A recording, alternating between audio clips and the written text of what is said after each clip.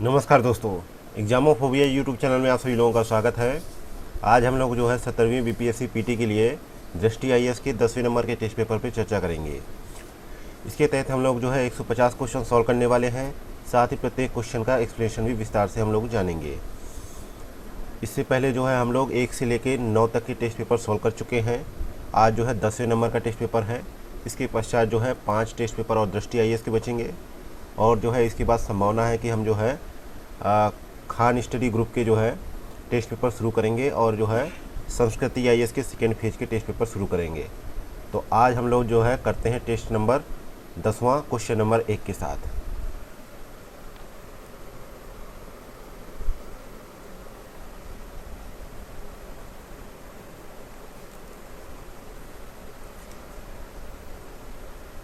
Question number पहला है, निम्नलिखित में से कौन सा देश विश्व में तांबे का सबसे बड़ा उत्पादक है? तो तांबे का सबसे बड़ा उत्पादक कौन सा है? विश्व में जो है तांबे का सबसे बड़ा उत्पादक जो है चिली है, जिसने जो है 2021 में वैश्विक आपूर्ति में अपना 27% का योगदान दिया है। और इसने जो है 2021 में जो है 5.6 मिलियन टन का उत्पादन किया है तांबे का। तो यहाँ पे ए ऑप्शन करेक्ट आंसर हो जाएगा। दूसरे नंबर पे पेरू है, जिसने जो है 2.2 मिलियन टन का उत्पादन किया है। नेक्स्ट है क्वेश्चन नंबर दूसरा, कोसी नदी बिहार के निम्नलिखित में से किस जिले में गंगा नदी में मिल जाती है? तो कोसी नदी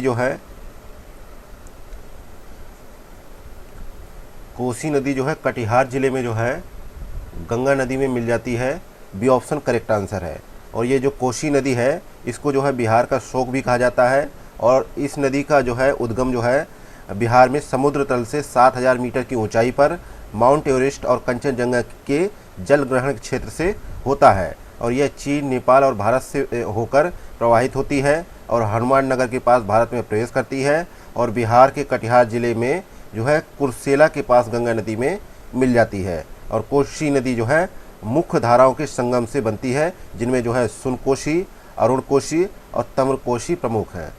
इसके अलावा जो है कोसी नदी पश्चिम की ओर अपना मार्ग बदलने की प्रवृत्ति के लिए जानी जाती है और जो पिछले 200 वर्षों में 112 किलोमीटर तक फैल चुकी है, जिससे दरभंगा, सहरसा और पूर्णिया जिले में कृषि भूमि की हानि देखने को हमें मिलती है।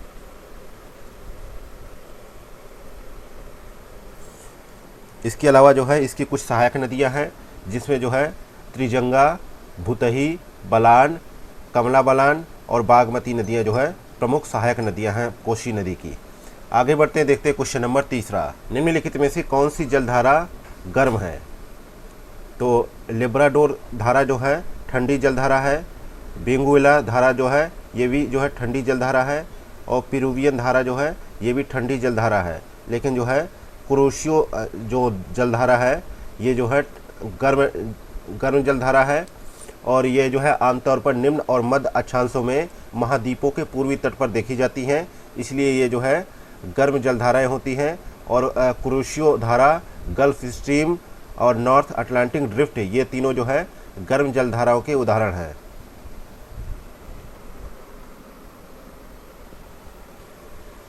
नेक्स्ट है क्वेश्चन नंबर चौथा, निम्नलिखित कथनों पर विचार कीजिए। पहला कथन है, पी तरंगों का छाया क्षेत्र एस तरंगों से व्यापक होता है। दूसरा कथन है, इन तरंगों की तीव्रता को रिएक्टर पैमाने पर मापा जाता है। तो निम्नलिखित में से कौन सा कथन सही है? तो पहला कथन यहाँ पे गलत हो जाता है, क्योंकि एस तरंगों का छाया क्षेत्र जो है पी तरंगों के छाया क्षेत्र से अधिक जो है विस्तृत है। तो पहला गलत हो गया। और दूसरा जो है देखा जाए तो दूसरा भी यहाँ पे गलत है, क्योंकि भूकंप की तीव्रता जो है मरकाली पैमाने पर जो है मापी जाती है। तो ये भी यहाँ पे गलत है। तो सही जवाब हो जाएगा डी ऑप्शन। नेक्स्ट है क्वेश्चन नंबर पाँचवा, जनगणना 2011 के अनुसार भारत में बाल लिंगानुपात कितना है? तो भारत में जो है बाल लिंगानुपात यानी जो है 0 से 6 वर्ष के जो है बच्चों का लिंगानुपात जो है 2011 में 919 रह गया है। 2001 में 927 था। तो इस प्रकार यहाँ पे डी ऑप्शन करेक्ट आंसर हो जाएगा। नेक्स्ट है क्वेश्चन नंबर छठवां, भागीरथी और अलकनंदा नदियाँ निम्नलिखित में से किस स्थान पर मिलती हैं? तो किसकी भागीरथी और अलकनंदा जो है देवप्रयाग में मिलती हैं, तो ए ऑप्शन यहाँ पे करेक्ट आंसर है। इसके अलावा मंदाकिनी और अलकनंदा नदियाँ जो है रुद्रप्रयाग में मिलती हैं, और जो है पिंडार और अलकनंदा नदियाँ जो है नदियों का संगम जो है कर्णप्रयाग में है, और जो है धौली गंगा और अलकनंदा का जो संगम है वो विष्णु प्रयाग में है। ठीक है। नेक्स्ट है क्वेश्चन नंबर 7वां, निम्नलिखित में से किस राज्य को जो है मोलेसिस बेसिन के नाम से जाना जाता है? तो मिजोरम को जाना जाता है, मिजोरम को जो है मोलेसिस बेसिन के नाम से जाना जाता है, क्योंकि यह जो है मृदुल एवं असंगठित चट्टानों से निर्मित है। तो यहाँ पे बी ऑप्शन करेक्ट आंसर है। और वर्ष 1954 में इसका नाम बदलकर जो है मिजो हिल्स जिला कर दिया गया। इससे पहले इसे जो है असम के लुसाई हिल्स जिले के नाम से जाना जाता था, मिजोरम को।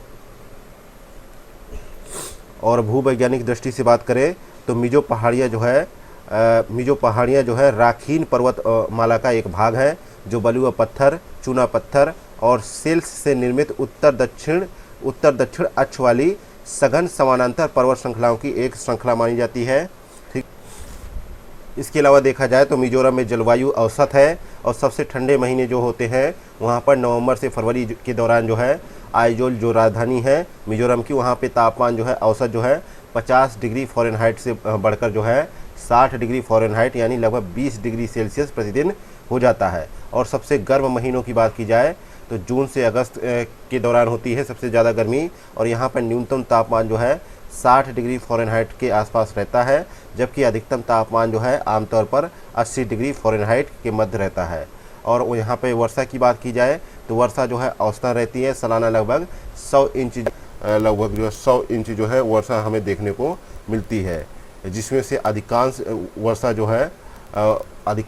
हमें जो है दक्षिण पश्चिम मानसून के कारण देखने को मिलती है।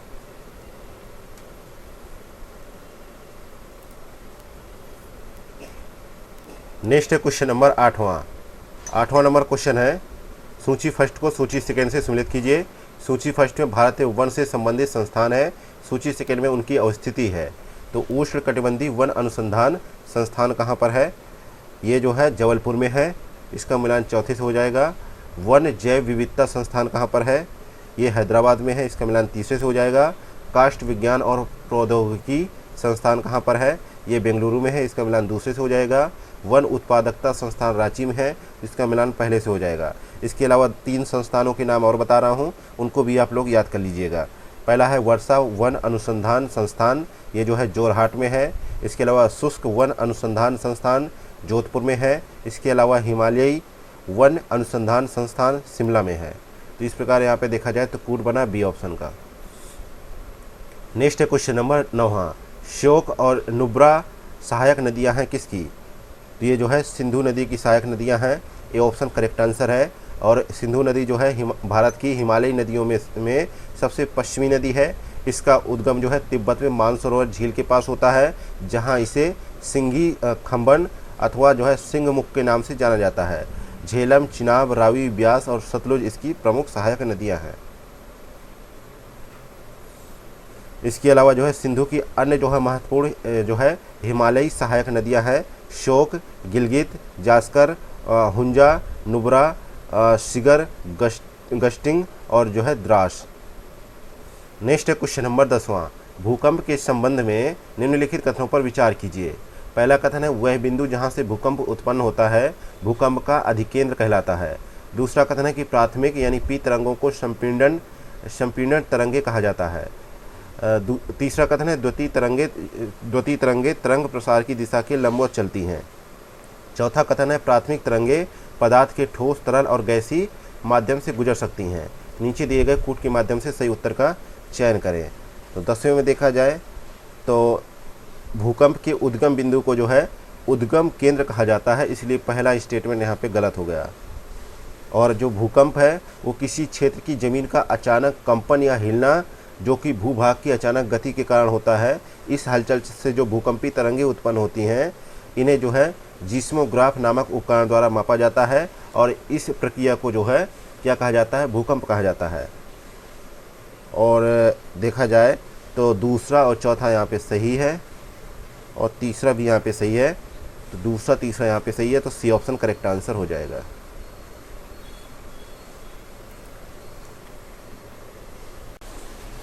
नेक्स्ट है क्वेश्चन नंबर 11वां। निम्नलिखित कथनों पर विचार कीजिए। पहला है ऑप्शन, सीमा जो है पृथ्वी की सबसे ऊपरी परत है जो भूपर्पटी के अवसादी पतले आवरण के ठीक नीचे पाई जाती है। दूसरा कथन है कि सियाल एक बहुत मोटी परत है, इसकी गहराई लगभग 2900 किलोमीटर है। तो उपर्युक्त कथनों में से कौन सा कथन यहाँ पे सही है? तो सियाल जो है पृथ्वी की सबसे ऊपरी परत होती है जो भूपर्पटी के पतले अवसादी आवरण के ठीक नीचे होती है। तो इसलिए यहाँ पे पहला कथन गलत हो गया। और जो है दूसरा कथन के बारे में देखा जाए तो दूसरा कथन भी यहाँ पे गलत है, क्योंकि जो है सीमा बहुत मोटी परत है जो लगभग 2900 किलोमीटर की गहराई पर विस्तृत है। और जो है सियाल के नीचे जो है दूसरी परत होती है उसे जो है सीमा कहते हैं, जिसका नाम जो है इस परत में सिलिकॉन और मैग्नीशियम की प्रचुरता के कारण पड़ा था। तो यहाँ पे दोनों ही कथन गलत हैं, इसलिए यहाँ पे डी ऑप्शन करेक्ट आंसर हो जाएगा। नेक्स्ट क्वेश्चन नंबर 12वां। महाद्वीपीय विस्थापन का सिद्धांत किसके द्वारा प्रतिपादित किया गया था? तो अल्फ्रेड वेगनर थे। उन्होंने वर्ष 1912 में महाद्वीपीय विस्थापन की अवधारणा को विस्तृत किया और गहन तरीके से जो है प्रस्तुत करने वाले, इसको गहन तरीके से अध्ययन करके प्रस्तुत करने वाले पहले व्यक्ति थे। तो यहाँ पे सी ऑप्शन करेक्ट आंसर हो जाएगा। उन्होंने जो है प्रस्तावित किया कि लगभग 200 मिलियन वर्ष पहले पृथ्वी की सभी भूभाग एक एकल महाद्वीप में जुड़े हुए थे, जिसे जो है पेंजिया कहा जाता था। और यह विशाल भूभाग जो है पंथालसा नामक विशाल महासागर से घिरा हुआ था। और लगभग 135 मिलियन वर्ष पहले पेंजिया एक अक्षांश रेखा के साथ टूटने लगा और दो भागों में विभाजित हो गया, जिसमें जो है उत्तर में जो है लोरेशिया कहलाया, जिसे अंगारा लैंड के नाम से जानते हैं, और दूसरा जो है दक्षिण में गोंडवाना लैंड कहलाया, जिसमें अभी भारत स्थित है। नेक्स्ट क्वेश्चन नंबर 13 है। निम्नलिखित कथनों पर विचार कीजिए। पहला कथन है क्षारीय लावा धात्विक खनिजों से समृद्ध होता है तथा इसका गलनांक कम होता है, और यह जो है अधिक मात्रा में तरल भी होता है क्षारीय लावा। तो यहाँ पे ये कथन सही है। और देखा जाए दूसरा कथन, तो अम्लीय लावा जो है ज्वालामुखी आमतौर पर अधिक खड़ी ढलानों के साथ ऊंचे गुंबदों का निर्माण करते हैं, ये भी सही है। और क्वेश्चन में पूछा गया है सही के लिए, तो दोनों कथन यहाँ पे सही है, इसलिए सी ऑप्शन करेक्ट आंसर हो जाएगा। जो अम्लीय लावा होता है इसका जो है गलनांक अपेक्षाकृत अधिक होता है और यह बहुत चिपचिपा होता है और तेज़ी से जम भी जाता है। Next question number 14। कौन सी प्रक्रिया प्रत्यक्षतः वलित पर्वतों के निर्माण से संबंधित है? तो इस प्रक्रिया को क्या कहते हैं? इस प्रक्रिया को कहते हैं भूपर्पटी चट्टानों का संपीड़न। ये ऑप्शन करेक्ट आंसर है। ये पर्वत जो है दुनिया में सबसे ऊंचे और सबसे विस्तृत पर्वत है जो हर महाद्वीप पर मौजूद है। और वलित पर्वतों के उदाहरण हमें देखने को क्या मिलते हैं? रॉकीज़, एंडीज़, आल्पस, हिमालय और एटलस पर्वतमालाएं जो है इसी वलित पर्वतमालाओं के उदाहरण हैं। Next question number 15। निम्नलिखित कथनों पर विचार कीजिए। पहला कथन है पृथ्वी के गैसीय द्रव्यमान का लगभग 75% भाग क्षोभ मंडल में समाहित है, जिसमें प्रदूषकों का जो है सांद्रण भी शामिल है। दूसरा कथन है समताप मंडल में जैसे जैसे ऊंचाई बढ़ती है वैसे वैसे इस परत के ऊपरी हिस्से में ओजोन गैस की उपस्थिति के कारण जो है तापमान में वृद्धि होती है। तो प्रयुक्त कथनों में से कौन सा कथन सही है? तो 15 में देखा जाए तो पहला कथन तो यहाँ पे सही है और दूसरा कथन भी यहाँ पे सही है, तो इसलिए यहाँ पे सी ऑप्शन करेक्ट आंसर हो जाएगा।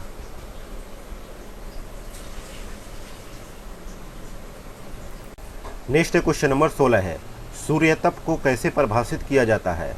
तो सूर्यतप के बारे में देखा जाए तो सूर्य जो होता है वह ऊर्जा का जो है प्रमुख स्रोत होता है और इसकी सतह का तापमान जो है 6000 डिग्री सेल्सियस से अधिक है और इससे निकलने वाली ऊर्जा जो है लघु तरंग विकिरण के रूप में होती है और इस आने वाली सौर ऊर्जा को ही सूर्यतप के रूप में परिभाषित किया जाता है, जिसे लघु तरंग विकिरण के रूप में सूर्य से प्राप्त ऊर्जा के रूप में परिभाषित किया गया है। तो यहाँ पे सूर्य से लघु तरंग विकिरण के रूप में प्राप्त ऊर्जा को सूर्यतप कहा जाता है। तो सी ऑप्शन यहाँ पे राइट आंसर हो जाएगा। नेक्स्ट है क्वेश्चन नंबर 17। वैश्विक स्तर पर ऊष्मा बजट कैसे प्रबंधित किया जाता है? तो यह जो है प्राप्त ऊर्जा को अंतरिक्ष में उत्सर्जित ऊर्जा से मिलान करके जो है प्रबंधित किया जा सकता है। यहाँ पे सी ऑप्शन करेक्ट आंसर होगा। नेक्स्ट है क्वेश्चन नंबर 18, निम्नलिखित तथ्यों पर विचार करें। पहला है जल, दूसरा है घास स्थल, तीसरा है बालू, चौथा है हिम। तो निम्नलिखित में से कौन सा उच्चतम एल्बिडो वाले तथ्यों का सही क्रम है?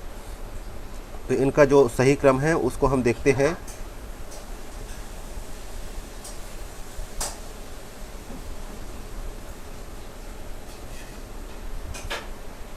तो जल का सबसे कम होता है, जल का सबसे कम होता है, कितना होता है 0.06 से 0.1 के बीच होता है। और फिर इसके बाद होता है घास का, होता है घास स्थल का जो है 0.18 से 0.25 के मध्य। फिर होता है बालू का 0.35 और फिर होता है हिम का, इसका होता है 0.7 से 0.9 के मध्य। इस प्रकार जो सही क्रम है ए ऑप्शन करेक्ट आंसर है। नेक्स्ट है क्वेश्चन नंबर 19 नंबर क्वेश्चन है, निम्नलिखित में से किसी कश्मीर घाटी में 40 दिवसीय तीव्र शीतकालीन अवधि के रूप में जाना जाता है। तो कश्मीर घाटी में जो है 40 दिनों की तीव्र शीत अवधि को जो है चिल्ले यानी चिल्लाई कला कहा जाता है। और यह हर साल 31 दिसंबर के आसपास शुरू होता है और 31 जनवरी तक जारी रहता है। पूरे क्षेत्र में रात का तापमान जो है शून्य के नीचे चला जाता है। तो यहाँ पे सी ऑप्शन करेक्ट आंसर हो जाएगा। नेक्स्ट है क्वेश्चन नंबर 20, निम्नलिखित में से कौन सा जो है कन्वेंशन ओजोन परत के संरक्षण से संबंधित है? तो ये जो कन्वेंशन है इसे कहते हैं वियना कन्वेंशन। ये बहुपक्षीय पर्यावरण समझौता है और वर्ष 1985 के वियना कन्वेंशन में इस पर सहमति बनी और वर्ष 1988 में यह लागू हुआ और इसका अनुमोदन 193 देशों द्वारा किया गया है। अब तक जो है सबसे सफल संधियों में से एक है वियना कन्वेंशन। तो यहाँ पे बी ऑप्शन करेक्ट आंसर हो जाएगा। नेक्स्ट है क्वेश्चन नंबर 21, निम्नलिखित कथनों पर विचार करें। पहला कथन है कि अल्फा विविधता दो आसन्न पारिस्थितिक तंत्रों के मध्य प्रजातियों की विविधता है और इसे पारिस्थितिक तंत्रों में विशिष्ट प्रजातियों की संख्या की तुलना करके प्राप्त किया जाता है। दूसरा कथन है बीटा विविधता को किसी विशेष पारिस्थितिक तंत्र में प्रजातियों की संख्या की गणना करके मापा जाता है। यह वह विविधता है जो किसी समुदाय के भीतर मौजूद होती है, जिसे स्थानीय विविधता भी कहा जाता है। तो यहाँ पे सही कथन को चूज करना है। सही कथन को देखा जाए तो पहला कथन यहाँ पे अल्फा विविधता के बारे में गलत है, बीटा विविधता के बारे में सही है। तो दूसरा ऑप्शन यहाँ पे सही है, पहला गलत है क्योंकि अल्फा जैव विविधता होती है तो इसे जो है विशेष पारिस्थितिक तंत्र में प्रजातियों की संख्या की गणना करके मापा जाता है और यह एक समुदाय के भीतर मौजूद विविधता है जिसे स्थानीय विविधता के रूप में मान्यता दी गई है। इसलिए अल्फा विविधता का कथन गलत है, केवल बीटा विविधता वाला कथन सही है। तो यहाँ पे बी ऑप्शन करेक्ट आंसर हो जाएगा। नेक्स्ट क्वेश्चन नंबर 22, सिरोको पवन का उद्गम कहाँ से होता है? तो सिरोको एक जो है गर्म आर्द्र पवन है जो उत्तरी भूमध्य सागर और दक्षिणी यूरोप में दक्षिण या दक्षिण पूर्व से प्रवाहित होती है तथा आर्द्र वायु लेकर आती है। यह निम्न दाब प्रणालियों के पूर्वी किनारे पर बनती है जो दक्षिण भूमध्य सागर से होकर पूर्व की ओर आगे बढ़ती है।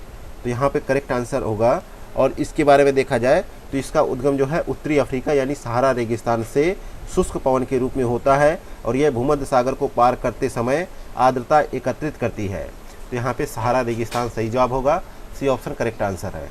अगला है क्वेश्चन नंबर 23, निम्नलिखित में से कौन सा कथन उस प्रक्रिया का सबसे अच्छा वर्णन करता है जिसमें एक पारिस्थितिक तंत्र की पादप और पशु प्रजातियां समय के साथ परिवर्तित होती हैं तथा इस प्रक्रिया में पारिस्थितिक तंत्र भी रूपांतरित हो जाता है? तो इसे कहा जाता है, क्या कहा जाता है? इसे जो है पारिस्थितिक अनुक्रमण कहा जाता है। सी ऑप्शन यहाँ पे राइट आंसर हो जाएगा। नेक्स्ट है क्वेश्चन नंबर 24, निम्नलिखित में से कौन सा अग्रगामी समुदाय का सर्वोत्तम वर्णन करता है?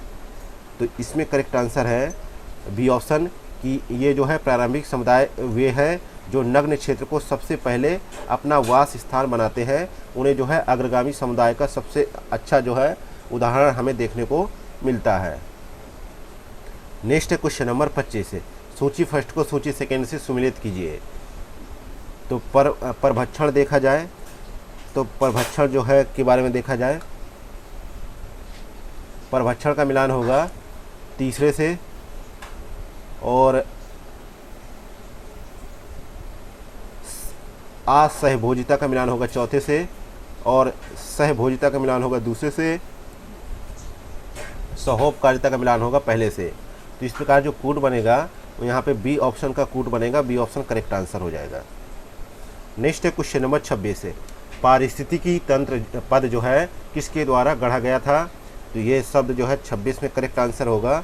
यह पद जो है वर्ष 1935 में एजी टेंसले द्वारा गढ़ा गया था। यहाँ पे करेक्ट आंसर है सी ऑप्शन। और जो है पारिस्थितिक तंत्र जो है प्रकृति की एक जो है कार्यात्मक इकाई है जिसमें जो है जैविक और अजैविक घटकों के बीच जटिल अंतरक्रियाएं शामिल होती हैं। उदाहरण के लिए हम मान लें कि एक तालाब जो है पारिस्थितिकी तंत्र का एक उत्कृष्ट उदाहरण हमें प्रस्तुत करता है। नेक्स्ट है क्वेश्चन नंबर 27 से, पारिस्थितिक पिरामिड के संदर्भ में निम्नलिखित कथनों पर विचार करें। पहला कथन है कि अधिकांश स्थलीय पारिस्थितिक तंत्रों में जीव द्रव्यमान का पिरामिड सीधा होता है। दूसरा कथन है कि ऊर्जा का पिरामिड हमेशा उल्टा होता है। तीसरा कथन है संख्या का पिरामिड हमेशा सीधा होता है। तो नीचे दिए गए कूट का प्रयोग कर सही उत्तर का चयन करें। तो यहाँ पे देखा जाए तीसरा कथन यहाँ पे गलत है,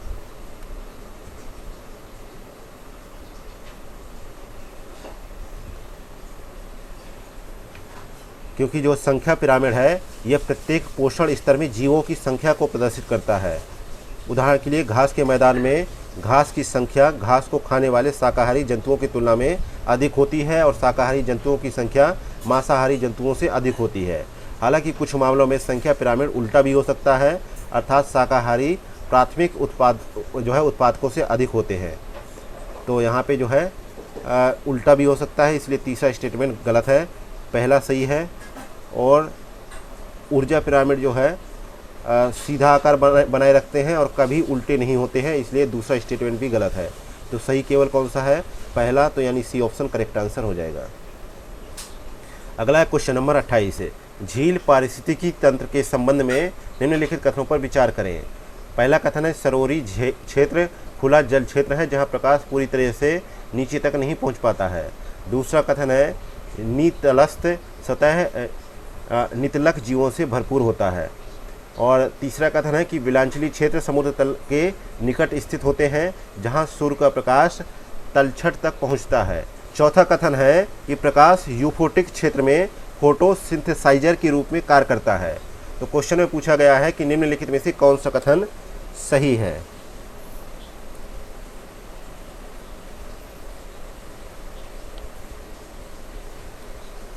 तो यहाँ पे 28 में देखा जाए, 28 में करेक्ट आंसर क्या होगा? 28 में करेक्ट आंसर है पहला सही है, दूसरा सही है, तीसरा सही है, लेकिन चौथा यहाँ पे गलत है। चौथा यहाँ पे गलत है।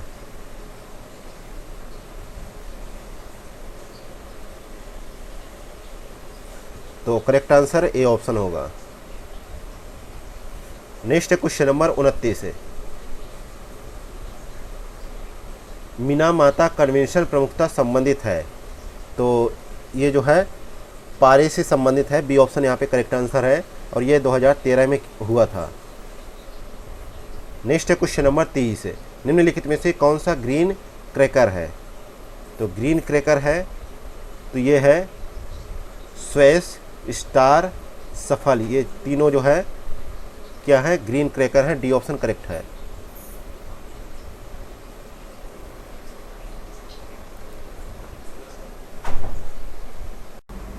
नेक्स्ट क्वेश्चन नंबर 31 है, उत्तरी मैदानों के निम्नलिखित क्षेत्रों पर विचार कीजिए और उन्हें उत्तर से दक्षिण तक जो है सही भौगोलिक क्रम में व्यवस्थित कीजिए। पहला है बांगर, दूसरा है भाबर, तीसरा है डेल्टा, चौथा है तराई। तो नीचे दिए गए कूट का प्रयोग कर सही उत्तर का चुनाव करें। तो देखा जाए, पहले बात कर लेते हैं उत्तरी मैदान के बारे में। तो उत्तरी मैदान जो होते हैं वो सिंधु, गंगा और ब्रह्मपुत्र नदियों द्वारा लाए गए जलौढ़ निक्षेपों से इनका निर्माण होता है उत्तरी मैदानों का। और ये मैदान जो है पूर्व से पश्चिम तक जो है लगभग 3200 किलोमीटर तक जो है फैले हुए हैं और उत्तर से दक्षिण तक इन्हें जो है 3 प्रमुख क्षेत्रों में विभाजित किया जा सकता है, जिनमें से भाबर, तराई और जालौर के मैदान।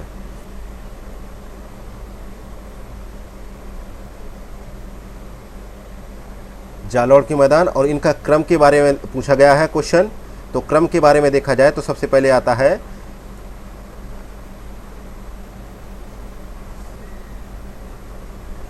ये हो गया हिमालय, और यहाँ पे हो गया भाबर, फिर ये हो गया तराई का क्षेत्र, और फिर यहाँ पे हो गया बांगर।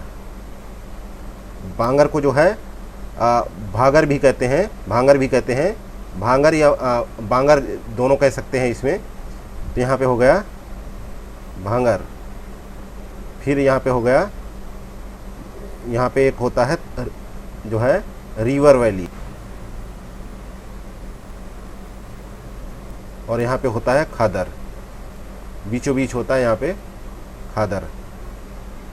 तो पहले आ गया भाबर आ गया, क्योंकि यहाँ पे हिमालय का कोई जिक्र नहीं है। फिर इसके बाद आया जो है तराई का क्षेत्र, फिर इसके बाद आया बांगर, फिर आया डेल्टा। तो यहाँ पे जो कूट बनेगा, तो यहाँ पे डी ऑप्शन का कूट सही होगा।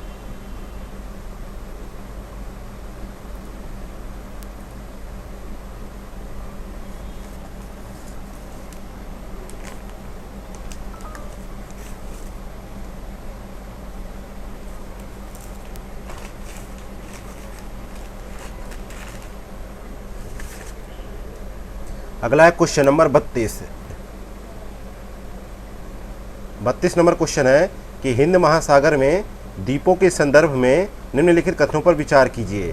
पहला कथन है कि अंडमान के द्वीप निकोबार द्वीप समूह से 10 डिग्री चैनल द्वारा पृथक किए गए हैं। तो आप लोगों को प्रमुख जो है 2 द्वीप समूह है, जिनमें जो है अंडमान और निकोबार है, दूसरा लक्षद्वीप है, और बंगाल की खाड़ी के द्वीप समूह में लगभग 572 द्वीप शामिल हैं, और द्वीपों के समूह को 2 व्यापक श्रेणियों में विभाजित किया गया है, जिसमें उत्तर में अंडमान और दक्षिण में निकोबार को विभाजित किया गया है, और इन्हें जो है एक जल राशि द्वारा अलग किया जाता है, जिसे 10 डिग्री चैनल कहा जाता है। तो इसलिए यहाँ पे पहला स्टेटमेंट सही हो गया। इसके अलावा दूसरा स्टेटमेंट है कि अरब सागर, लक्षद्वीप और मिनिकॉय का द्वीप समूह पूर्ण रूप से प्रवाल निक्षेप से निर्मित है। ये भी कथन यहाँ पे सही है, और यहाँ पर देखा जाए तो लगभग 36 द्वीप है, जिनमें से 11 आबाद है। तो यहाँ पे ये भी स्टेटमेंट सही है, इसलिए बी ऑप्शन करेक्ट आंसर हो जाएगा।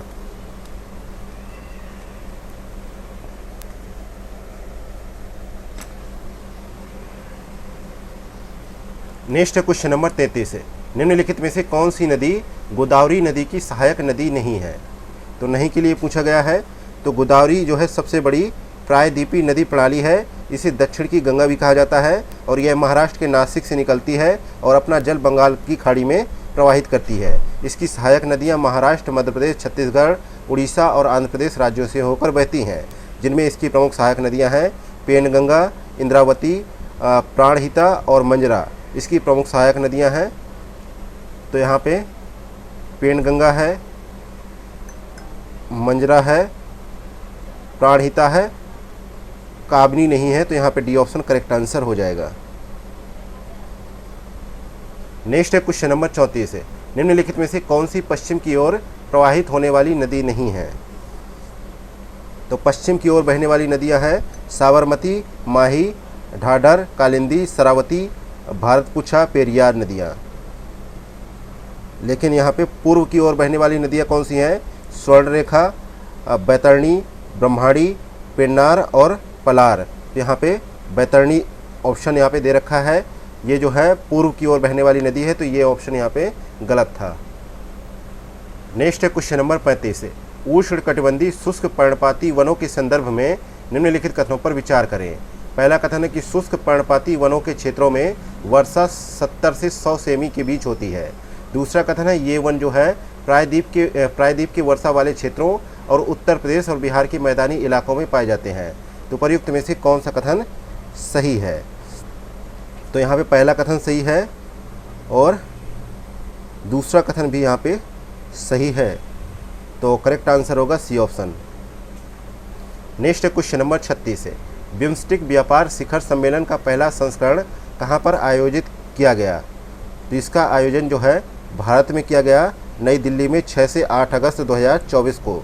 और इस शिखर सम्मेलन का उद्देश्य जो है बिम्स्टेक के सदस्य देशों के बीच मजबूत व्यापार और निवेश संबंधों के माध्यम से अधिक क्षेत्रीय सहयोग को बढ़ावा देना है। नेक्स्ट है क्वेश्चन नंबर 37 है, निम्नलिखित में से कौन सा शहर नदी के किनारे स्थित सही सुमेलित नहीं है? तो उज्जैन जो है शहर नर्मदा नदी के किनारे के लिए पूछा गया है। तो ये नर्मदा नदी के किनारे नहीं, क्षिप्रा नदी के जो है तट पर स्थित है उज्जैन, और नर्मदा नदी के तट पर जो है जबलपुर स्थित है। बाकी जो है सही मिलान है, तो गलत ए ऑप्शन है।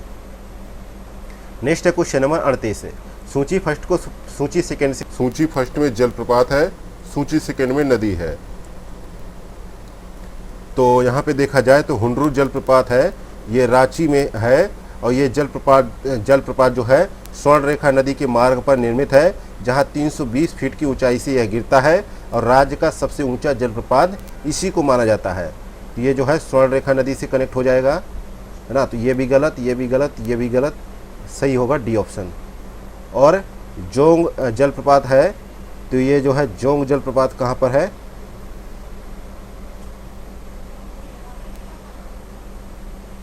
जोंग जलप्रपात जो है शरावती नदी पे है, और 253 मीटर की ऊंचाई से गिरने से यह बनता है, और इसे भारत का दूसरा सबसे ऊंचा झरना माना जाता है। और इसके अलावा है डुडुमा जलप्रपात, यह इसकी उत्पत्ति जो है मचकुंड नदी से होती है, और इसका पानी उड़ीसा में मचकुंड जल विद्युत परियोजना की जो है काफ़ी सारी आवश्यकता को पूरा करता है। तो इसका मिलान हो जाएगा मचकुंड। अगला है धुआंधार जलप्रपात, ये जो है नर्मदा नदी की जो है नर्मदा नदी पे है, और ये जलप्रपात जबलपुर के जो है बेड़ा घाट के सुरम्य स्थान पर स्थित है, जहाँ शक्तिशाली नदी नर्मदा गिरती है कि यहाँ धुआंधार पैदा करती है, जिससे इस झरने का नाम जो है धुआंधार जलप्रपात पड़ा है। तो यहाँ पे डी ऑप्शन का कूट सही बनेगा। नेक्स्ट है क्वेश्चन नंबर 39 नंबर क्वेश्चन है, निम्नलिखित में से कौन सा सही सुमेलित नहीं है? तो यहाँ पे देखा जाए तो झीलों का मिलान करना है कि किस राज्य से है। तो रेणुका झील जो है पंजाब में है, ये सही है। चिलामू झील जो है सिक्किम में है, ये भी सही है। अष्टमुड़ी झील जो है केरल में है, ये भी सही है। तसो मुरीरी झील जो है लद्दाख में है, ना कि अरुणाचल प्रदेश में। तो यही सही सुमेलित नहीं है, तो डी ऑप्शन करेक्ट होगा। नेक्स्ट है क्वेश्चन नंबर 40 है, अभिकथन ए में लिखा है कि पंजाब, हरियाणा और पश्चिमी उत्तर प्रदेश में शीतकाल में अल्प वर्षा होती है। कारण आर है कि शीतकाल में पूर्वोत्तर मानसून सक्रिय रहता है। तो सही उत्तर का चयन करना है। तो यहाँ पे देखा जाए तो ए आर दोनों सही है, लेकिन आर ए की सही व्याख्या नहीं करता है। नेक्स्ट है क्वेश्चन नंबर 41 है, अभिकथन ए दे रखा है कि काली मिट्टी नाइट्रोजन, फास्फोरस और कार्बनिक पदार्थों से समृद्ध है। कारण आर है कि काली मिट्टी में स्वयं जुताई करने की प्रवृत्ति होती है। तो नीचे दिए गए कूट का प्रयोग कर सही उत्तर का चयन करें। तो काली मिट्टी के बारे में देखा जाए तो काली मिट्टी दक्कन की पठार के अधिकांश भाग में विस्तृत है, जिसमें महाराष्ट्र आता है, मध्य प्रदेश, गुजरात, आंध्र प्रदेश और तमिलनाडु के कुछ हिस्से समाहित हैं। और गोदावरी और कृष्णा नदी की ऊपरी भाग और दक्कन के पठार के उत्तर पश्चिमी भाग में काली मिट्टी बहुतायत मात्रा में पाई जाती है, और यह जो है काली कपास मिट्टी के नाम से भी इसको जाना जाता है। काली मिट्टी जो है आमतौर पर चिकनी, गहरी और जो है अभेद होती है, और गीली होने पर यह फूल जाती है और चिपचिपी हो जाती है, और सूखने पर सिकुड़ जाती है। तो यहाँ पे जो देखा जाए तो पहला ऑप्शन यहाँ पे मतलब अभिकथन यहाँ पे गलत है, किंतु जो है आर कारण यहाँ पे सही है, क्योंकि इसमें कहा गया है कि इसमें जो है नाइट्रोजन, फास्फोरस और कार्बनिक पदार्थ जो है पाए जाते हैं, लेकिन रासायनिक रूप से देखा जाए तो काली मिट्टी चूना, लोहा, मैग्नीशिया और एल्यूमिना से भरपूर होती है, और इसमें पोटास भी होता है, लेकिन इसमें जो है फास्फोरस, नाइट्रोजन और कार्बनिक पदार्थों की कमी होती है। नेक्स्ट है क्वेश्चन नंबर 42 है, बेवर, दहिया, पेंडा, कुमारी, गिदिया नाम किसके हैं? तो ये नाम जो है झूम कृषि के प्रकार के हैं। सी ऑप्शन यहाँ पे करेक्ट आंसर है। नेक्स्ट है क्वेश्चन नंबर 43 है, सूची फर्स्ट को सूची सेकंड से सुमेलित करना है।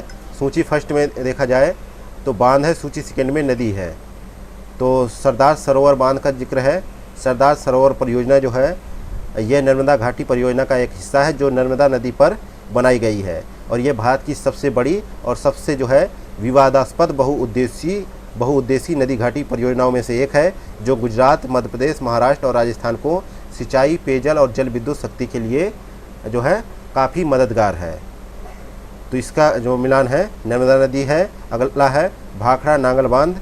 यह जो है सतलुज नदी पे बना है। यह विश्व के सबसे ऊंचे गुरुत्व बांधों में से एक है। यह पंजाब, हरियाणा, राजस्थान राज्यों को सिंचाई, पेयजल और जल विद्युत शक्ति प्रदान करता है। तो ये जो है सतलज नदी होगा। अगला है कृष्णा सागर बांध। यह जो है बांध कहाँ पर है? कर्नाटका में कावेरी नदी पर है और यह जो है मैसूर और मांड्या जिलों की कृषि में काफ़ी महत्वपूर्ण भूमिका निभाता है। तो ये जो है कृष्णा नदी हो गया। नागार्जुन सागर बांध कहाँ पर है? ये भी कृष्णा नदी पर है और ये दुनिया की सबसे बड़ी सिंचाई बांधों में से एक है और यह तेलंगाना और आंध्र प्रदेश राज्यों को सिंचाई, पेयजल और जल विद्युत शक्ति प्रदान करता है। तो इस प्रकार यहाँ पे कूट बनेगा डी ऑप्शन। नेक्स्ट है क्वेश्चन नंबर 44 है, निम्नलिखित में से कौन सा रेलवे जोन या उसका मुख्यालय का कूट सही सुमेलित नहीं है? तो भारत में जो है 17 परिचालन रेलवे जोन है और उनके मुख्यालय है, जिसमें मध्य रेलवे का मुख्यालय मुंबई है और पूर्वी रेलवे का मुख्यालय जो है कोलकाता है, ये सही है। और उत्तर पूर्वी रेलवे का मुख्यालय गोरखपुर है, ये भी सही है। और दक्षिण पश्चिमी रेलवे का मुख्यालय कौन सा है? दक्षिण पश्चिमी रेलवे का मुख्यालय हुबली है, ये भी सही है। दक्षिण मध्य रेलवे का मुख्यालय कौन सा है? सिकंदराबाद होना चाहिए, लेकिन यहाँ पे हैदराबाद है, ये गलत है, तो डी ऑप्शन करेक्ट है।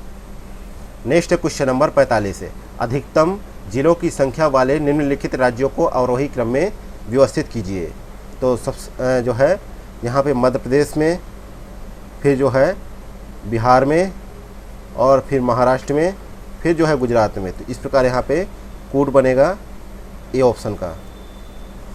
नेक्स्ट है क्वेश्चन नंबर 46 है, निम्नलिखित में से भारत के किस राज्य की तटरेखा सबसे लंबी है? तो भारत की तटरेखा की कुल लंबाई जो है 7,516.6 किलोमीटर है। इसमें मुख्य भूमि की तटरेखा की लंबाई जो है 5,422.6 किलोमीटर है, जबकि जो है द्वीप क्षेत्रों की तटरेखा की लंबाई 2,094 किलोमीटर है। और तटरेखा वाले राज्यों की बात की जाए तो गुजरात, महाराष्ट्र, गोवा, दमन और दीव, कर्नाटका, केरल, तमिलनाडु, पुडुचेरी, आंध्र प्रदेश और उड़ीसा और पश्चिम बंगाल है। और तटरेखा वाले द्वीप क्षेत्र हैं अंडमान और निकोबार द्वीप समूह और लक्षद्वीप द्वीप समूह। और गुजरात में भारत की सबसे लंबी मुख्य भूमि तटरेखा है, तो यहाँ पे करेक्ट आंसर होगा ए ऑप्शन। इसके अलावा आंध्र प्रदेश में दूसरी सबसे बड़ी जो है लंबी मुख्य भूमि तटरेखा है, जिसकी कुल लंबाई 974 किलोमीटर है। अगला है क्वेश्चन नंबर 47 है, रामसर आर्द्र भूमि के संदर्भ में निम्नलिखित कथनों पर विचार करें। पहला कथन है कि भारत ने वर्ष 1982 में रामसर कन्वेंशन पर हस्ताक्षर किए। दूसरा कथन है कि गुजरात में आर्द्र भूमि के अंतर्गत अधिकतम क्षेत्र है। तो यहाँ पे सही कथन कौन सा होगा? तो यहाँ पे पहला कथन सही है और दूसरा कथन भी सही है, इसलिए यहाँ पे बी ऑप्शन करेक्ट आंसर हो जाएगा। भारत में जो है 3 और अभी हाल ही में आर्द्र भूमियों को रामसर साइट घोषित किया गया है। इसमें भारत में ऐसे स्थलों की कुल संख्या जो है अब 85 हो गई है। ये 3 अभी जो है जुड़ने वाले प्रमुख जो है स्थल कौन से है? जो है नंजरायण पक्षी अभयारण्य और नंजरायण पक्षी अभयारण्य, और तमिलनाडु में है काजू वैली पक्षी अभयारण्य, मध्य प्रदेश में तवा जलाशय है। ये तीनों को अभी जोड़ा गया है। और भारत ने जो है 1971 में रामसर ईरान में हस्ताक्षरित रामसर कन्वेंशन के जो है अनुबंधित पक्षों में से एक है। और जो है भारत ने हस्ताक्षर कब किए इसमें? 1982 में, और अनुबंध कब किया? 1971 में। और वर्तमान में तमिलनाडु में सबसे अधिक रामसर स्थल हैं, कितने हैं? 18 हैं। उसके बाद जो है 10 रामसर स्थल जो है कहाँ पर है? उत्तर प्रदेश में। नेक्स्ट क्वेश्चन नंबर 48 है, निम्नलिखित में से किस समयावधि को भारत में जनसंख्या विस्फोट का काल कहा जाता है? तो ये काल है 1951 से 81 के मध्य का, तो सी ऑप्शन यहाँ पे करेक्ट आंसर है। नेक्स्ट है क्वेश्चन नंबर 49 है, निम्नलिखित में से कौन से प्रवासन के प्रेरक कारक हैं? तो ये कारक है प्राकृतिक जो है आपदाएं, ये ऑप्शन करेक्ट है। और गरीबी भी है प्रवासन के जो है प्रेरक कारक, तो यहाँ पे ए ऑप्शन करेक्ट आंसर हो जाएगा। नेक्स्ट है क्वेश्चन नंबर 50। कौवा के संदर्भ में निम्नलिखित कथनों पर विचार करें। पहला कथन है यह एक बागानी फसल है जो समशीतोष्ण जलवायु परिस्थितियों में उगती है। दूसरा कथन है केरल देश में कौवा का सबसे बड़ा उत्पादक राज्य है। तो भारत दुनिया का केवल जो है 4.3% कौवा यानी कॉफ़ी का उत्पादन करता है और ब्राज़ील, वियतनाम, कोलंबिया, इंडोनेशिया और मैक्सिको के बाद छठे स्थान पर है। और ये पश्चिमी और पूर्वी घाट के पारिस्थितिक रूप से संवेदनशील क्षेत्र में घने प्राकृतिक छाया के नीचे उगाई जाने वाली एक उष्णकटिबंधीय रोपण फसल है। इसलिए यहाँ पे पहला स्टेटमेंट गलत हो गया और दूसरा स्टेटमेंट भी यहाँ पे गलत है, क्योंकि देश में कौवा के कुल उत्पादन में से 2/3 से अधिक उत्पादन अकेले कर्नाटक में होता है, ना कि केरल में। तो सही कथन के लिए पूछा गया है, तो यहाँ पे डी ऑप्शन करेक्ट आंसर हो जाएगा, कोई सा भी सही नहीं है। अगला है क्वेश्चन नंबर 51। निम्नलिखित में से कौन सा तीर्थ नगर चार धाम महामार्ग विकास परियोजना के अंतर्गत शामिल नहीं है? तो इसमें जो है इस परियोजना में जो है चार धामों यानी गंगोत्री, यमुनोत्री, केदारनाथ और बद्रीनाथ को जोड़ने वाली सड़क का उन्नयन और विकास परियोजना का ये कार्यक्रम है। तो इसमें जो है तुंगनाथ का नाम नहीं है, तो यहाँ पे डी ऑप्शन करेक्ट आंसर हो जाएगा। और इस परियोजना का उद्देश्य जो है चार धाम तक जो है कनेक्टिविटी को बेहतर बनाना है और इसके तहत जो है 12,000 करोड़ रुपए की यह परियोजना है और उत्तराखंड के 1,100 किलोमीटर क्षतिग्रस्त राजमार्गों को सभी मौसमों में जो है उपयोग करने के लिए योग्य सड़कें बनाना और कनेक्टिविटी उपलब्ध करवाना इसका प्रमुख उद्देश्य है।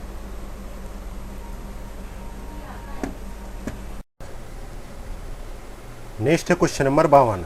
कृषि योग्य भूमि को 1 वर्ष से अधिक किंतु 5 वर्ष से कम तक बिना जोते छोड़ दिया जाता है, उसे क्या कहा जाता है? तो उसे जो है वर्तमान प्रति के अतिरिक्त जो है अन्य प्रति कहा जाता है। बी ऑप्शन करेक्ट आंसर है। नेक्स्ट है क्वेश्चन नंबर 53। निम्नलिखित में से कौन से लोहे या इस्पात उद्योग के लिए आवश्यक कच्चा माल है? पहला है डोलोमाइट, दूसरा है फायर क्ले, तीसरा है चूना पत्थर, चौथा है मैग्नीज। तो नीचे दिए गए कूट का प्रयोग कर सही उत्तर का चुनाव करें। तो यहाँ पे देखा जाए तो चारों ही ऑप्शन यहाँ पे सही है, इसलिए डी ऑप्शन करेक्ट आंसर हो जाएगा। नेक्स्ट है क्वेश्चन नंबर 54। निम्नलिखित में से कौन सा सही सुमेलित नहीं है? यहाँ पे एक तरफ लौह एवं इस्पात संयंत्र है, दूसरी तरफ देशों का जिक्र है। तो जो है राउरकेला इस्पात संयंत्र कहाँ पर है? ये जो है भारत में है और ये जो है भारत में है ना। और ये जो है किसके सहयोग से जो है बनाया गया? तो यह जो है संयंत्र जो है 1959 में जर्मनी के सहयोग से उड़ीसा के सुंदरगढ़ जिले में स्थापित किया गया। तो यहाँ पे ये वाला सही है। अगला है भिलाई इस्पात संयंत्र।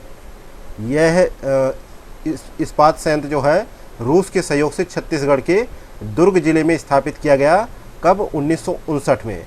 और इसी 1959 में ही इसमें कार्य शुरू हुआ।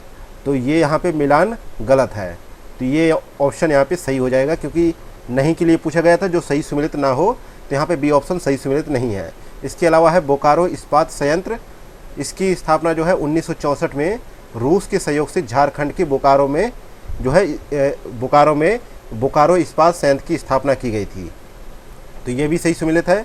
अगला है दुर्गापुर इस्पात संयंत्र।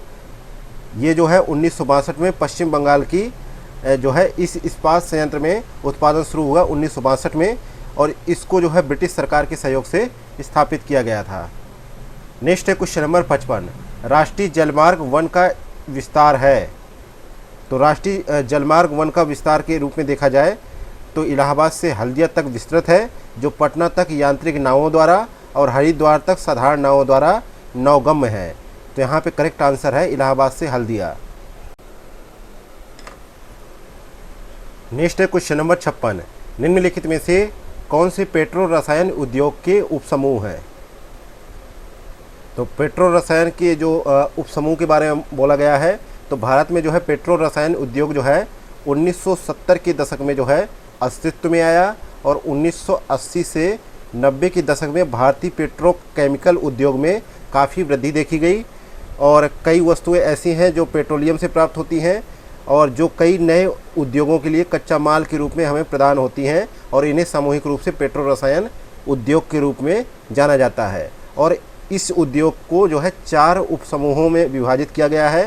पहला है पॉलीमर, दूसरा है सिंथेटिक फाइबर और तीसरा है जो है इलास्टोमर्स, ये भी सही है। चौथा है सर्फेक्टेंट इंटरमीडिएट, ये भी सही है। तो यहाँ पे कोई सा भी ऑप्शन नहीं है, तो यहाँ पे जो है चारों ही ऑप्शन यहाँ पे सही है। ठीक है, तो नीचे दिए गए कूट की सहायता से सही उत्तर का चयन करना है। तो चारों ही ऑप्शन सही है, इसलिए डी ऑप्शन यहाँ पे करेक्ट आंसर हो जाएगा। नेक्स्ट है क्वेश्चन नंबर 57। निम्नलिखित में से कौन से रबी फसलों का सही जो है प्रकार है? पहला है गेहूं, दूसरा है जौ, तीसरा है बाजरा, चौथा है अरहर। तो नीचे दिए गए कूट का प्रयोग कर सही उत्तर का चयन करें। तो यहाँ पे खरीफ फसल के बारे में नहीं, रबी फसल के बारे में पूछा गया है। तो ये फसलें जो है मानसून, निवर्तन काल और उत्तर पूर्वी मानसून के मौसम के आसपास बोई जाती हैं, जो अक्टूबर में शुरू होता है और इन्हें रबी या शीतकालीन फसल भी कहा जाता है। और इन फसलों की कटाई आमतौर पर जो है गर्मी के मौसम में यानी अप्रैल या मई में की जाती है। ये फसलें वर्षा से ज़्यादा प्रभावित नहीं होती और जो है रबी फसलों में जो है गेहूँ, जौ, चना, मटर इत्यादि जो है फसलें होती हैं। तो यहाँ पे पहला दूसरा सही है, तो यहाँ पे ए ऑप्शन करेक्ट आंसर हो जाएगा। नेक्स्ट है क्वेश्चन नंबर 58। नाहरकटिया तेल क्षेत्र निम्नलिखित में से किस राज्य में स्थित है? तो नाहरकटिया तेल क्षेत्र जो है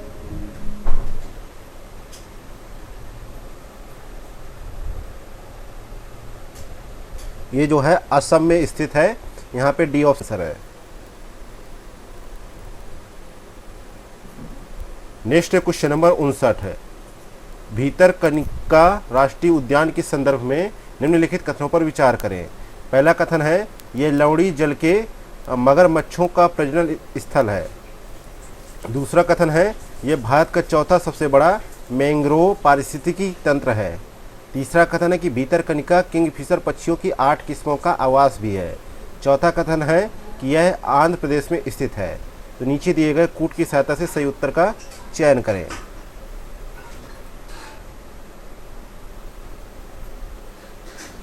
तो भीतरकनिका राष्ट्रीय उद्यान जो है कहाँ पर है? उड़ीसा में है। यहाँ पे चौथा ऑप्शन यहाँ पे गलत हो गया। चौथा ऑप्शन यहाँ पे गलत हो गया क्योंकि यह उड़ीसा में है। सबसे बड़ा मैंग्रोव पारिस्थितिकी तंत्र है, चौथा नहीं दूसरा। तो दूसरा ऑप्शन भी यहाँ पे गलत हो गया। पहला यहाँ पे सही है कि यह खारे पानी के मगरमच्छों, और तीसरा भी यहाँ पे सही है। तो यहाँ पे पहला और तीसरा सही है, यानी बी ऑप्शन करेक्ट आंसर हो जाएगा। नेक्स्ट है क्वेश्चन नंबर 60 है। कन्हेरी गुफाएं निम्नलिखित में से किस संरक्षित क्षेत्र में स्थित है? तो कन्हेरी गुफाएं जो है मुंबई के पश्चिमी बाह्य इलाके में स्थित गुफाओं और रॉक कट स्मारकों का एक समूह है और ये गुफाएं संजय गांधी राष्ट्रीय उद्यान की वनों के भीतर स्थित है। तो यहाँ पे बी ऑप्शन करेक्ट आंसर हो जाएगा। नेक्स्ट है क्वेश्चन नंबर 61 है। निम्नलिखित में से कौन सी झील असम में स्थित एक स्वच्छ जल की झील है और इसे रामसर स्थल के रूप में नामित किया गया है और यह ब्रह्मपुत्र नदी की पूर्व द्रोणी में स्थित है? तो इस नदी का नाम है दीपोर बील। यहाँ पे बी ऑप्शन करेक्ट आंसर है। नहीं, झील है, ये नदी नहीं है। दीपोर बील, दीपोर बील जो है असम के कामरूप जिले में गुवाहाटी के दक्षिण पश्चिम में स्थित एक जो है स्वच्छ जल की झील है। नेक्स्ट क्वेश्चन नंबर 62 है। भारत में पाई जाने वाली काली मृदा के संदर्भ में निम्नलिखित कथनों पर विचार करें। पहला कथन है इसमें उत्तराखंड, जम्मू कश्मीर, हिमाचल प्रदेश और उत्तर प्रदेश के कुछ हिस्से सहित अधिकांश उत्तरी राज्य शामिल है। दूसरा कथन है कि यह जो है आर्द्र होने पर वे फैलने के साथ ही चिपचिपी हो जाती है तथा सूखने पर सिकुड़ जाती है। तीसरा कथन है कि रासायनिक रूप से काली मृदा फास्फोरस, नाइट्रोजन एवं कार्बनिक पदार्थों से समृद्ध है। चौथा कथन है इसमें चूना, लोहा, मैग्नीशियम एवं एल्युमिनियम का अभाव होता है। तो उपर्युक्त में से कौन सा कथन सही है?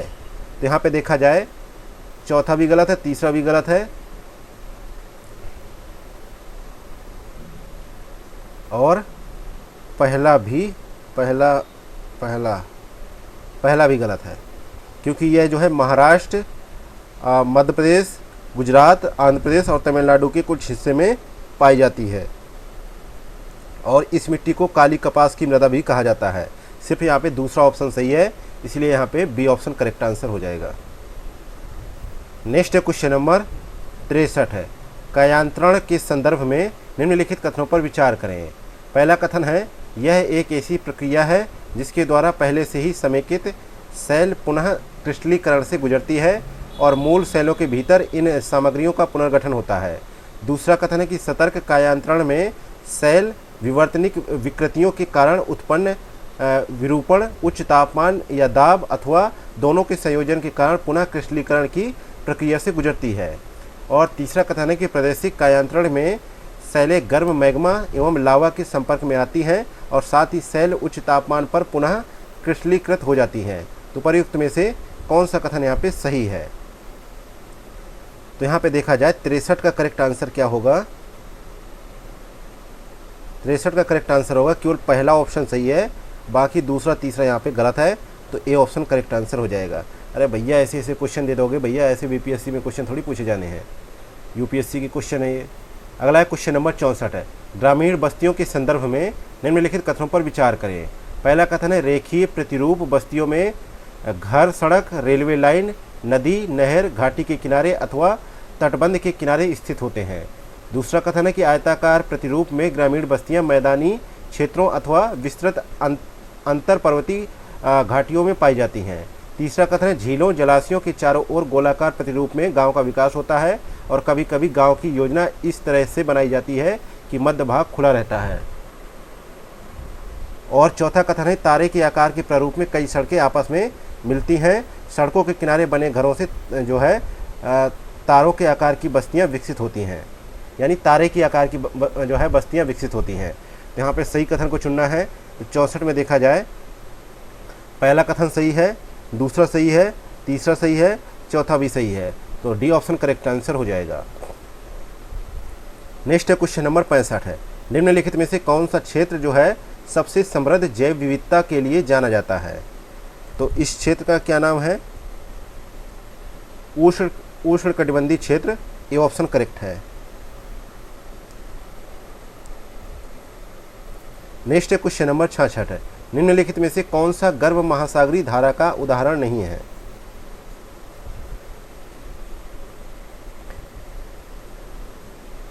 गर्भ महासागरीय धारा का उदाहरण नहीं है, तो कैनेरी धारा है, ये जो है ठंडी महासागरीय धारा का उदाहरण है।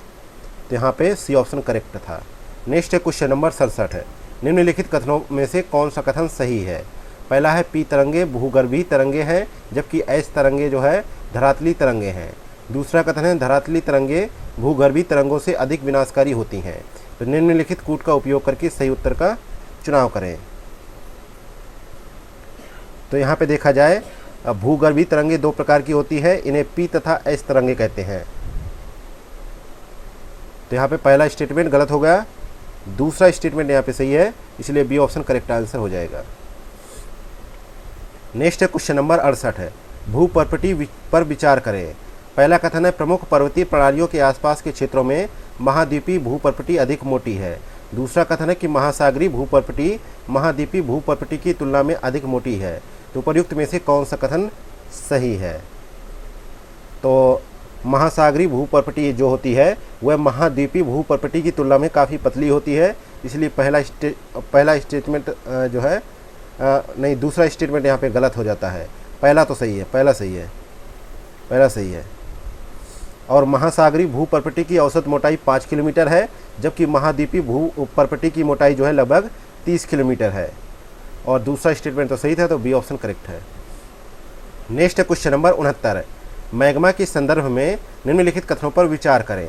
पहला कथन है कि क्षारीय मैग्मा हल्के रंग का, कम घनत्व वाला तथा इसमें सिलिका की उच्च प्रतिशतता होती है। दूसरा कथन है कि अम्लीय मैग्मा बेसाल्ट की तरह गहरे रंग का होता है, इसमें लौह तथा मैग्नीशियम प्रचुर मात्रा में पाया जाता है किंतु सिलिका कम मात्रा में होती है। तो उपर्युक्त कथनों में से कौन सा कथन सही है? तो 69 में देखा जाए तो यहाँ पे दोनों ही कथन यहाँ पे गलत है, क्योंकि क्षारीय मैग्मा बेसाल्ट की तरह गहरे रंग का होता है, इसमें लौह तथा मैग्नीशियम भरपूर मात्रा में होता है, लेकिन सिलिका कम मात्रा में होता है। वे दूर तक जाते हैं और चौड़ी ढाल वाले ज्वालामुखी का निर्माण करते हैं, इसलिए पहला स्टेटमेंट गलत है। और दूसरा इसलिए गलत है कि क्योंकि अम्लीय मैग्मा ये हल्के रंग के कम घनत्व वाले होते हैं तथा इसमें सिलिका का प्रतिशत अधिक होता है, इसलिए यह एक शंकु ज्वालामुखी का निर्माण करते हैं। तो दोनों गलत है, तो डी ऑप्शन करेक्ट हो जाएगा। नेक्स्ट है क्वेश्चन नंबर 70। आग्नेय शैलों के संदर्भ में निम्नलिखित कथनों पर विचार कीजिए। पहला कथन है जब पिघला हुआ मैग्मा भूप्रपटी के अंदर गहराई तक ठंडा हो जाता है तो यह बहिर्वेदी आग्नेय शैलों का निर्माण करता है।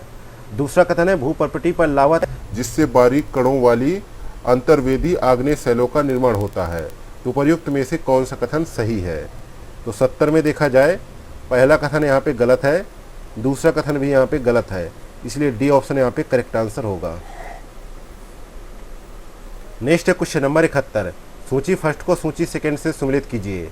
सूची फर्स्ट में कर्तन दहन प्रणाली है, सूची सेकंड में देश का जिक्र है। तो मिल्पा का जो मिलान होगा, मिल्पा मेक्सिको और मध्य अमेरिका में, और कोनुको वेनेजुएला में, और रोका ब्राज़ील में, और लदांग इंडोनेशिया में। तो यहाँ पे देखा जाए सही विकल्प होगा डी ऑप्शन का। अगला है क्वेश्चन नंबर 72। क्वेश्चन नंबर 72 है पारिस्थितिक पिरामिड के बारे में निम्नलिखित कथनों पर विचार करें।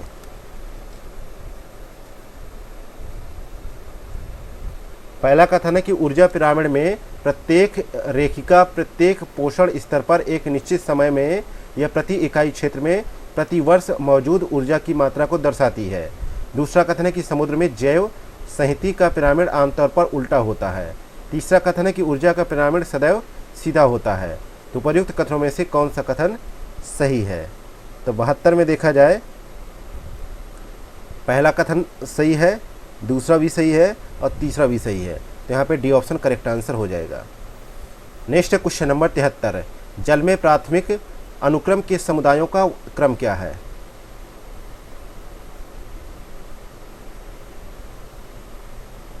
तो इसका क्रम है पादप प्लवक, जड़युक्त जलमग्न, हाइड्रोफाइटस तैरते हुए हाइड्रोफाइटस, रीड दलदल, प्राणत,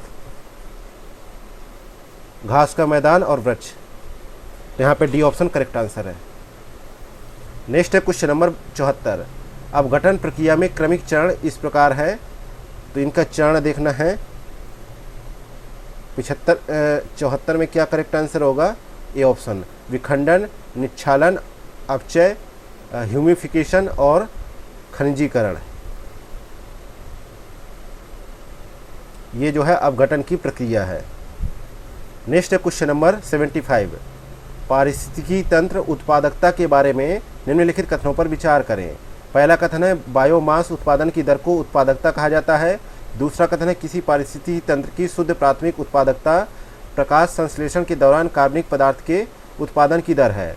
तीसरा कथन है सकल प्राथमिक उत्पादकता बराबर शुद्ध प्राथमिक उत्पादकता माइनस श्वसन हानि होता है। तो सही कथन को चुनना है। तो यहाँ पे पहला कथन यहाँ पे सही है, दूसरा तीसरा यहाँ पे गलत है, तो ए ऑप्शन करेक्ट हो जाएगा। नेक्स्ट है क्वेश्चन नंबर 76। किसी क्षेत्र को जैव विविधता हॉट स्पॉट के रूप में स्थापित करने के मानदंडों के बारे में निम्नलिखित कथनों पर विचार करें। पहला कथन है इसमें कम से कम 2500 संवहनी पौधे स्थानिक होने चाहिए। दूसरा कथन है इसमें कम से कम 70% प्राथमिक स्थानिक वनस्पति नष्ट हो जानी चाहिए। तो उपर्युक्त कथनों में से कौन सा कथन सही है? तो 76 में देखा जाए तो दूसरा ऑप्शन सही है, पहला यहाँ पे गलत है, क्योंकि यहाँ पे 1500 संवहनी पौधे स्थानिक होने चाहिए, ना कि 2500। तो इसलिए यहाँ पे बी ऑप्शन करेक्ट है, ए ऑप्शन गलत है। नेक्स्ट है question number 77, crystal ecosystem partnership fund के बारे में निम्नलिखित कथनों पर विचार कीजिए। पहला कथन है यह केवल सरकारी संगठनों को अनुदान प्रदान करता है। दूसरा कथन है इसका निवेश विकासशील और संक्रमणकालीन देशों में रामसर स्थलों को लक्षित करता है। तो उपयुक्त कथनों में से कौन सा कथन सही है? तो 77 में देखा जाए तो दोनों ही कथन यहाँ पे गलत है, इसलिए डी ऑप्शन करेक्ट आंसर हो जाएगा।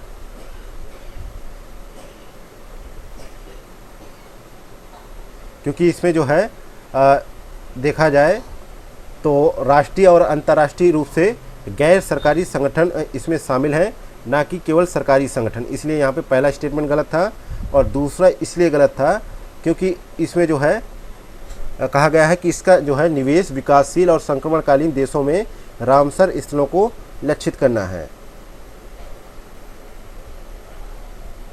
तो यहाँ पे देखा जाए ये जो है CEPF जो है क्रिस्टल इकोसिस्टम पार्टनरशिप फंड जो है ये विश्व का सबसे बड़ा फंड है, जो ग्रह के सबसे जैविक रूप से विविध और संकटग्रस्त पारिस्थितिक तंत्रों, जैव विविधता, हॉटस्पॉट के संरक्षण पर ध्यान केंद्रित करता है, ना कि किसी विशेष जो है विकासशील देशों के बारे में।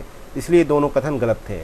नेक्स्ट है क्वेश्चन नंबर 78, पोषक चक्रों के बारे में निम्नलिखित कथनों में से कौन सा कथन सही है? तो इस बारे में सी ऑप्शन सही है कि कार्बन जीवित जीवों के शुष्क भार का 49% हिस्सा निर्मित करता है। कार्बन जो है जीवित जीवों के शुष्क भार का जो है 49% हिस्सा निर्मित करता है। सी ऑप्शन यहाँ पे करेक्ट है। नेक्स्ट है क्वेश्चन नंबर 79, मैंग्रोव पारिस्थितिक तंत्र की रेड लिस्ट के संबंध में निम्नलिखित कथनों पर विचार करें। तो यहाँ पे 79 में देखा जाए तो 3 स्टेटमेंट दे रखे हैं, जिसमें देखा जाए पहला सही है, दूसरा सही है, लेकिन तीसरा यहाँ पे गलत है, क्योंकि यहाँ पे 30% नहीं 15% होना चाहिए। तो इसलिए यहाँ पे पहला दूसरा सही है, तो बी ऑप्शन करेक्ट हो जाएगा। नेक्स्ट है क्वेश्चन नंबर 80, भारत में बंदरगाहों के बारे में निम्नलिखित कथनों पर विचार कीजिए। तो मुंबई एक प्राकृतिक बंदरगाह है और देश का सबसे बड़ा बंदरगाह है। दूसरा कथन है जवाहरलाल नेहरू बंदरगाह पूर्वी तट पर सबसे पुराने बंदरगाहों में से एक है। तीसरा कथन है कि कोच्चि बंदरगाह को लोकप्रिय रूप से अरब सागर की रानी के रूप में जाना जाता है। चौथा कथन है चेन्नई बंदरगाह को एक उपग्रह बंदरगाह के रूप में विकसित किया गया है। तो यहाँ पे सही कथन का चुनाव करना है। तो 80 में देखा जाए तो पहला सही है। तो यहाँ पे दूसरा स्टेटमेंट गलत हो जाता है, क्योंकि जवाहरलाल नेहरू बंदरगाह को मुंबई बंदरगाह पर भीड़ भाड़ को कम करने के लिए विकसित किया गया था, जो भारत का सबसे बड़ा कंटेनर बंदरगाह है। तो इसलिए दूसरा स्टेटमेंट गलत है। तीसरा यहाँ पे सही है और चौथा भी यहाँ पे गलत है, क्योंकि जो चेन्नई बंदरगाह है ये पूर्वी तट पर सबसे पुराने बंदरगाहों में से एक है और इसका निर्माण 1859 में किया गया था, और यह एक जो है कृत्रिम बंदरगाह भी है। तो यहाँ पे पहला तीसरा सही है, यानी ए ऑप्शन करेक्ट आंसर हो जाएगा। नेक्स्ट है क्वेश्चन नंबर 81, पृथ्वी की संरचना के बारे में निम्नलिखित में से कौन सा कथन सही है? तो पहला है पृथ्वी के ऊपरी ठोस भाग को भूपर्पटी कहते हैं। दूसरा कथन है कि मेंटल के ऊपरी हिस्से को दुर्बलता मंडल कहा जाता है। तीसरा कथन है कि मेंटल के ऊपरी हिस्से में मौजूद पदार्थ को मैग्मा कहा जाता है। तो नीचे दिए गए कूट का प्रयोग कर सही उत्तर का चयन करें। तो यहाँ पे 81 में देखा जाए तो पहला कथन सही है, दूसरा कथन सही है और तीसरा भी सही है, यानी तीनों सही है, इसलिए डी ऑप्शन करेक्ट आंसर हो जाएगा। नेक्स्ट है क्वेश्चन नंबर 82, ज्वालामुखी भू आकृतियों के संबंध में निम्नलिखित कथनों पर विचार कीजिए। पहला कथन है बेलोलिथ समतल आधार वाले बड़े गुंबद के आकार वाले पिंड है और नीचे से पाइप जैसी संरचना से जुड़े होते हैं। दूसरा कथन है जो है लेकोलिथ मैग्नेमेटिक पदार्थ के बड़े पिंड है जो भूपर्पटी की गहराई में ठंडे होकर बड़े गुंबद निर्मित करते हैं। तो यहाँ पे सही कथन को चुनाव करना है। तो 82 का करेक्ट आंसर क्या होगा? तो 82 का करेक्ट आंसर होगा जो है डी ऑप्शन। दोनों ही कथन यहाँ पे गलत है, क्योंकि जो है बैथोलिथ मैग्नेमेटिक पदार्थ के बड़े पिंड हैं जो भूपर्पटी की अधिक गहराई पर अंदर ही ठंडे हो जाते हैं, जिससे व्यापक गुंबद के आकार की संरचनाएं निर्मित होती हैं। तो यहाँ पे पहला स्टेटमेंट गलत हो गया। और जो है लैकोलिथ एक सपाट आधार के साथ बड़े गुम्बद के आकार के घुसपैठ वाले पिंड हैं जो एक पाइप जैसी नाली द्वारा गहरे स्रोत से जुड़े होते हैं।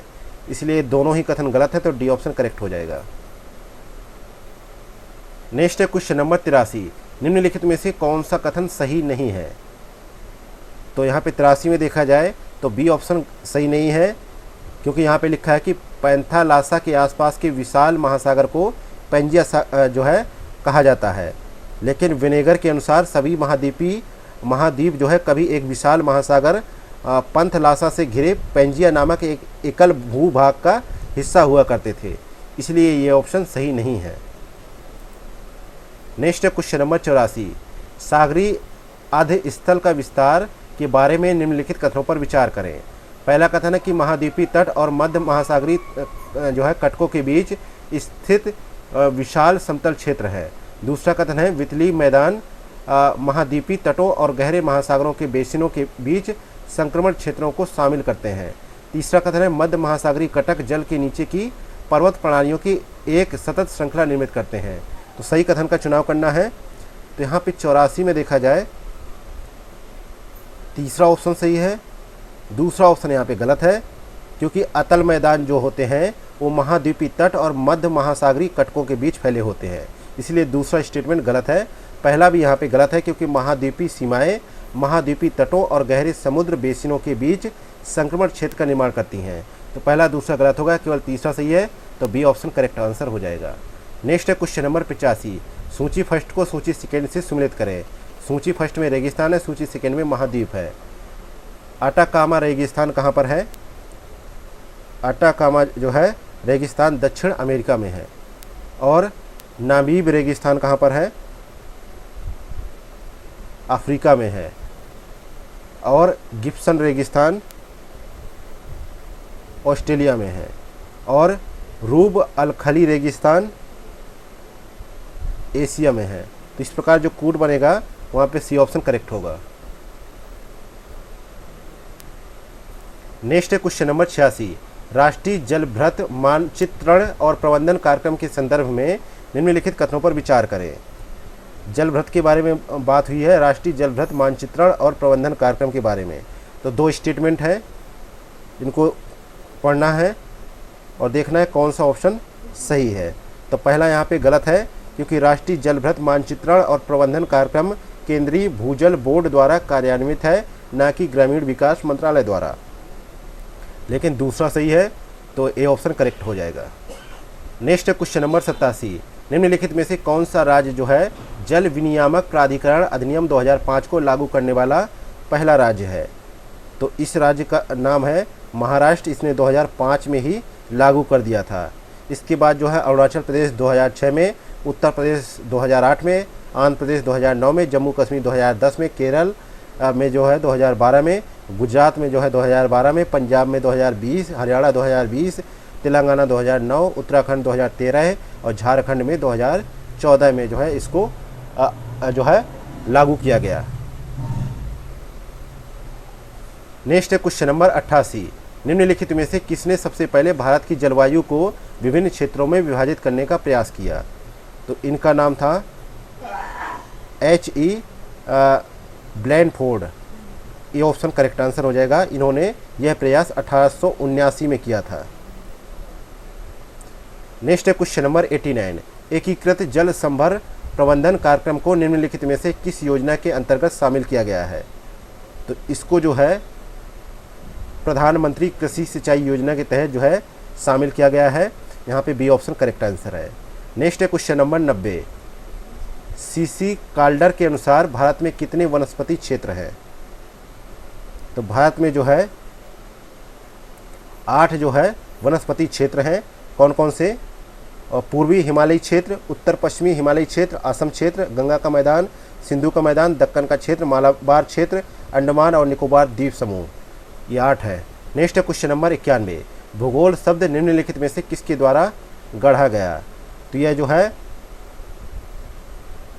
इरेटोस्थनीज के द्वारा जो है गढ़ा गया, लगभग 275 से 194 ईसा पूर्व में। तो यहाँ पे ए ऑप्शन करेक्ट आंसर हो जाएगा। नेक्स्ट है क्वेश्चन नंबर 92। सूची फर्स्ट को सूची सेकेंड से सम्मिलित कीजिए। सूची फर्स्ट में जनजाति है, सूची सेकेंड में राज्य है।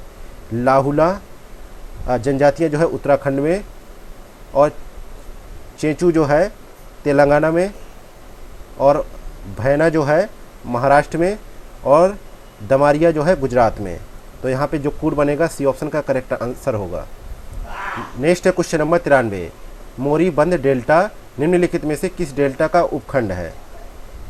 तो मोरीबंद डेल्टा में जो है पश्चिम बंगाल के मुर्शिदाबाद, नादिया ज़िले और बांग्लादेश के जो है कुश्तिया, पवना, जेसोर जिलों के उत्तरी भाग शामिल हैं। तो यहाँ पे करेक्ट आंसर है C option Bengal delta. Next है क्वेश्चन नंबर 94। गंगा नदी निम्नलिखित में से किस शहर से सिंधु गंगा के मैदान में प्रवेश करती है? तो ये जो है हरिद्वार से प्रवेश करती है, ये ऑप्शन करेक्ट आंसर है। नेक्स्ट है क्वेश्चन नंबर 95। करेवा भू आकृतियों के संबंध में निम्नलिखित में से कौन सा कथन सही नहीं है? तो देखा जाए तो कश्मीर घाटी में पठार जैसी भू आकृतियाँ पाई जाती हैं जो आसपास के पहाड़ों विशेषकर हिमालय की पीर पंजाल श्रृंखला की तहों में छिपी हुई है।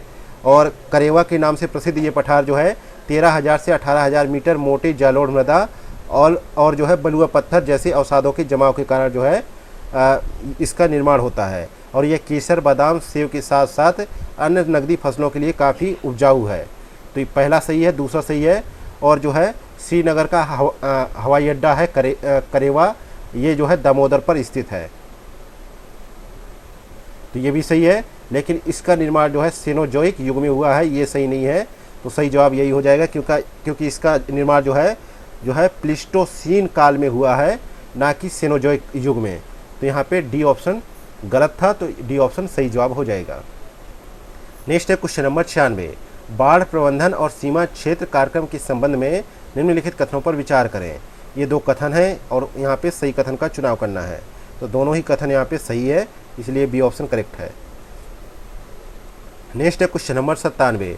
राष्ट्रीय भूमि अभिलेख आधुनिकीकरण कार्यक्रम का नाम बदलकर क्या कर दिया? यहाँ पे सी ऑप्शन करेक्ट है। नेक्स्ट है क्वेश्चन नंबर 98। भारत की लेटेराइट मृदा के संदर्भ में निम्नलिखित कथनों पर विचार करें। इस मृदा में आयरन ऑक्साइड और पोटास की कमी होती है।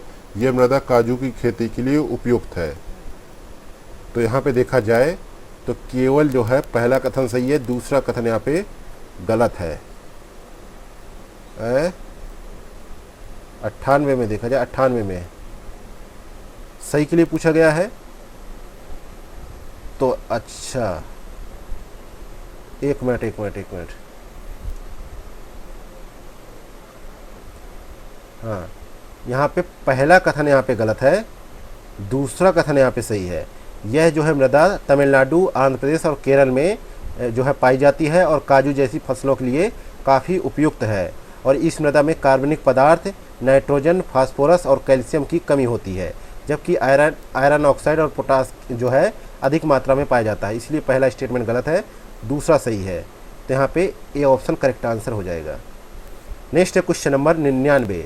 मरुस्थलीकरण के संदर्भ में निम्नलिखित कथनों पर विचार करें। पहला कथन है मरुस्थलीकरण के कारण शुष्क भूमि की जैविक उत्पादकता कम हो जाती है। दूसरा कथन है जुताई और अधिक सिंचाई से मृदा की खनिज संरचना विकृत हो जाती है। तो उपर्युक्त कथनों में से कौन सा कथन सही है? पहला सही है और दूसरा भी सही है। तो यहाँ पे बी ऑप्शन करेक्ट आंसर हो जाएगा। नेक्स्ट है क्वेश्चन नंबर 100। कैम्बेलूनी क्षेत्र संबंधित है। तो यहाँ पे 100 का करेक्ट आंसर है तेल रिफाइनरी से संबंधित है, डी ऑप्शन करेक्ट आंसर है। और ये जो है गुजरात तट पर स्थित है और ये देश का दूसरा जो है सबसे बड़ा तेल उत्पादक क्षेत्र है। और इसके मुख्य तेल क्षेत्र जो है अंकलेश्वर, कैम्बेलूनी क्षेत्र तथा अहमदाबाद का लोल क्षेत्र है।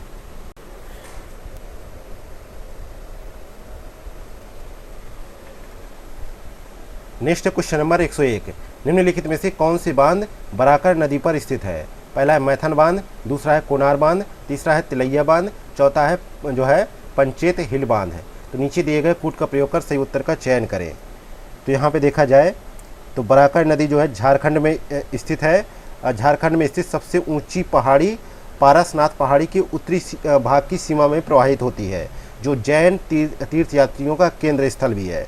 और तिलैया बांध एवं मैथन बांध बराकर नदी पर स्थित है, जबकि कोनार बांध और पंचेत हिल बांध जो है दामोदर नदी पर स्थित है। तो इसलिए यहाँ पे करेक्ट आंसर है पहला और तीसरा, यानी डी ऑप्शन करेक्ट है। अगला है क्वेश्चन नंबर 102। भारतीय मानक ब्यूरो ने भारत को कितने भूकंपीय क्षेत्रों में वर्गीकृत किया है? तो भारत को जो है 4 भागों में वर्गीकृत किया है। जोन सेकेंड कम तीव्रता वाला क्षेत्र, जोन थर्ड जो है मध्यम तीव्रता वाला क्षेत्र, जोन फोर्थ जो है गंभीर तीव्रता वाला क्षेत्र, और जोन 5 जो है अत्यधिक गंभीर तीव्रता वाला क्षेत्र। नेक्स्ट है क्वेश्चन नंबर 103। दक्षिण पश्चिमी मानसून की उत्पत्ति के संदर्भ में निम्नलिखित कथनों पर विचार करें। पहला है भूमि और समुद्र का विभेदक तापन और शीतलन है। दूसरा है गंगा के मैदान पर अंतर उष्णकटिबंधीय अभिसरण क्षेत्र का स्थानांतरण। तीसरा है उष्णकटिबंधीय पूर्वी जट धारा। चौथा है तिब्बती पठार का गर्म होना। नीचे दिए गए कूट का प्रयोग कर सही उत्तर का चयन करें। तो ये जो है कारक हैं इनको प्रभावित करने वाले। तो यहाँ पे 103 में देखा जाए तो चारों ही सही है, इसलिए सी ऑप्शन करेक्ट आंसर हो जाएगा। अगला है क्वेश्चन नंबर 104।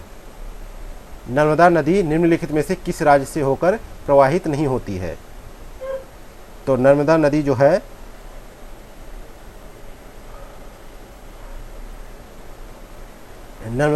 है उत्तर और दक्षिण भारत के बीच एक जो है पारंपरिक सीमा के रूप में कार्य करती है। और मैकाल पर्वत की अमरकंटक चोटी से यह 1312 किलोमीटर पश्चिम में स्थित है।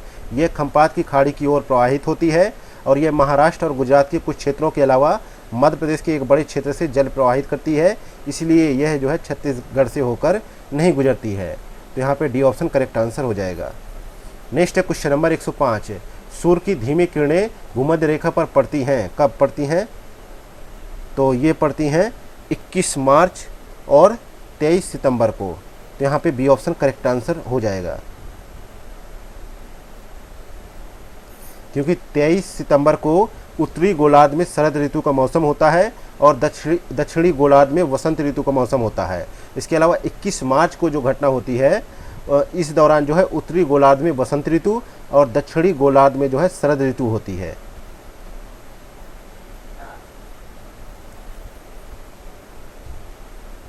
नेक्स्ट है क्वेश्चन नंबर 106। उष्णकटिबंधीय पर्णपाती वनों में कौन सी जो है वृक्षों की प्रजातियां पाई जाती हैं? पहला साल, दूसरा नीम, चौथा शीशम, तीसरा आबनूस। तो नीचे दिए गए कूट का प्रयोग कर सही उत्तर का चयन करें। तो यहाँ पे 106 में पूछा गया है, तो पहला सही है, दूसरा सही है और चौथा सही है। आबनूस इसमें नहीं पाया जाता है।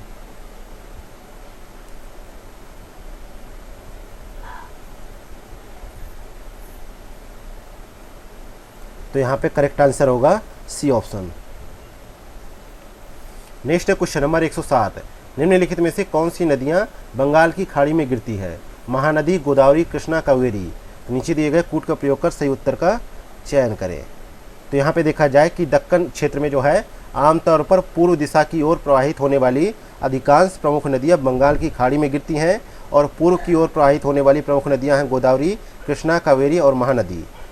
तो ये चारों ही यहाँ पे सही है, इसलिए डी ऑप्शन करेक्ट आंसर हो जाएगा। लेकिन नर्मदा और ताप्ती प्रमुख पश्चिम की ओर प्रवाहित होने वाली नदियां हैं।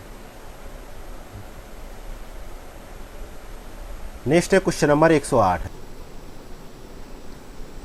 नेक्स्ट है क्वेश्चन नंबर 109। कवर ताल आर्द्र भूमि के संबंध में निम्नलिखित कथनों पर विचार करें। पहला कथन है कि कवर ताल आर्द्र भूमि स्थल को वर्ष 1989 में बिहार सरकार द्वारा पक्षी अभयारण्य के रूप में नामित किया गया था। दूसरा कथन है इसे वर्ष 2020 में रामसर साइट के रूप में नामित किया गया था और इसे एशिया की सबसे बड़ी स्वच्छ जल की गोखुर के रूप में मान्यता जो है प्राप्त है। तो प्रयुक्त कथनों में से कौन सा कथन सही है?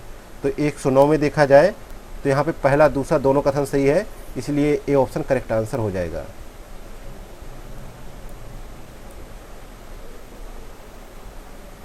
नेक्स्ट है क्वेश्चन नंबर 110। केंद्रीय बजट 2024 में बिहार में राजमार्ग विकास के लिए कितने निवेश की घोषणा की गई है? तो 110 का करेक्ट आंसर है बी ऑप्शन। 26,000 करोड़ रुपए के निवेश की घोषणा की गई है, बी ऑप्शन करेक्ट आंसर है। नेक्स्ट है क्वेश्चन नंबर 111 है। बिहार में किस औद्योगिक क्षेत्र में नई सीमेंट गाइडिंग इकाई स्थापित की जा रही है? तो अभी हाल ही में जो है बिहार के नवादा जिले के वारिसलीगंज औद्योगिक क्षेत्र में नई सीमेंट ग्राइंडिंग इकाई की स्थापना की जा रही है। यहाँ पे सी ऑप्शन करेक्ट आंसर है। नेक्स्ट है क्वेश्चन नंबर 112 है, निम्नलिखित में से कौन बिहार का भौगोलिक संकेतक टैग प्राप्त उत्पाद नहीं है? तो किसको यह है जीआई टैग नहीं मिला है? तो सिंघाड़ा को नहीं मिला है। सी ऑप्शन करेक्ट आंसर है। नेक्स्ट है क्वेश्चन नंबर 113 है, बोथनिया की खाड़ी कहाँ पर स्थित है? तो बोथनिया की खाड़ी जो है उत्तरी यूरोप में स्थित बाल्टिक सागर का जो है उत्तरतम रूप है, और बोथनिया की खाड़ी जो है पश्चिम में स्वीडन और पूर्व में फिनलैंड से लगती है। यहाँ पे सी ऑप्शन करेक्ट आंसर हो जाएगा। और बोथनिया की खाड़ी की चौड़ाई जो है 80 से 240 किलोमीटर है, और यह लगभग 725 किलोमीटर लंबी है। नेक्स्ट है क्वेश्चन नंबर 114 है, बरखान और सीफ निम्नलिखित में से किससे संबंधित है? तो ये जो है बालू और टिब्बे से संबंधित है। ए ऑप्शन करेक्ट आंसर है।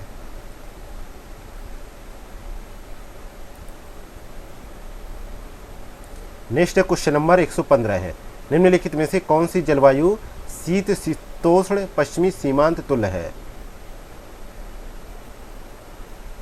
तो इस जलवायु का नाम है ब्रिटिश तुल्य। ए ऑप्शन करेक्ट आंसर है। नेक्स्ट है क्वेश्चन नंबर 116 है, सूर्य तप के संबंध में निम्नलिखित कथनों पर विचार कीजिए।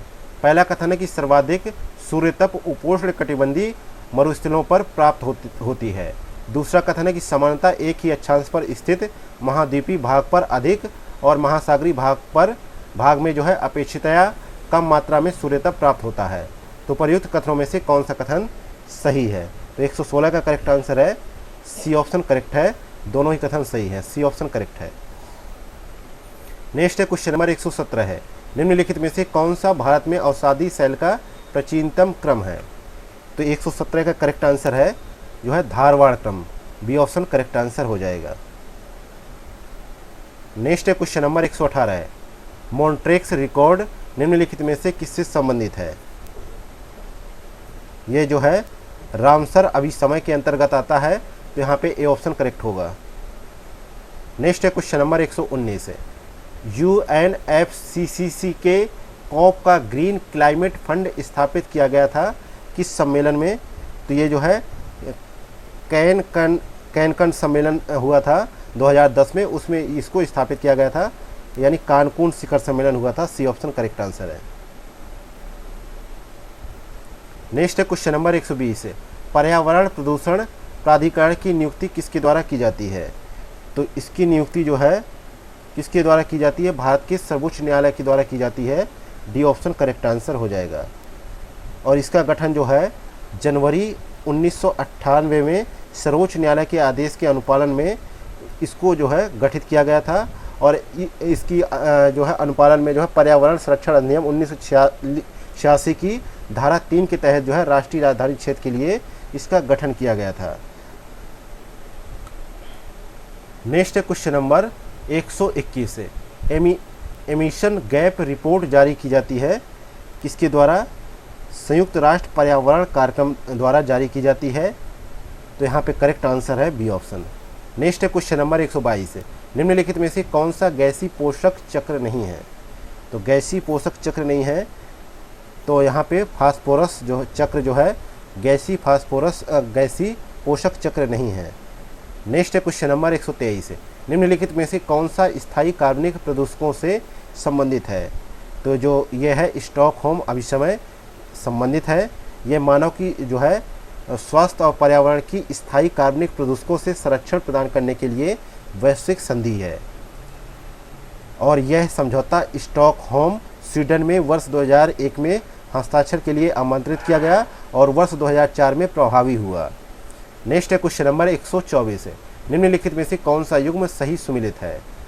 रोहतांग दर्रा कहाँ पे है? हिमाचल प्रदेश में।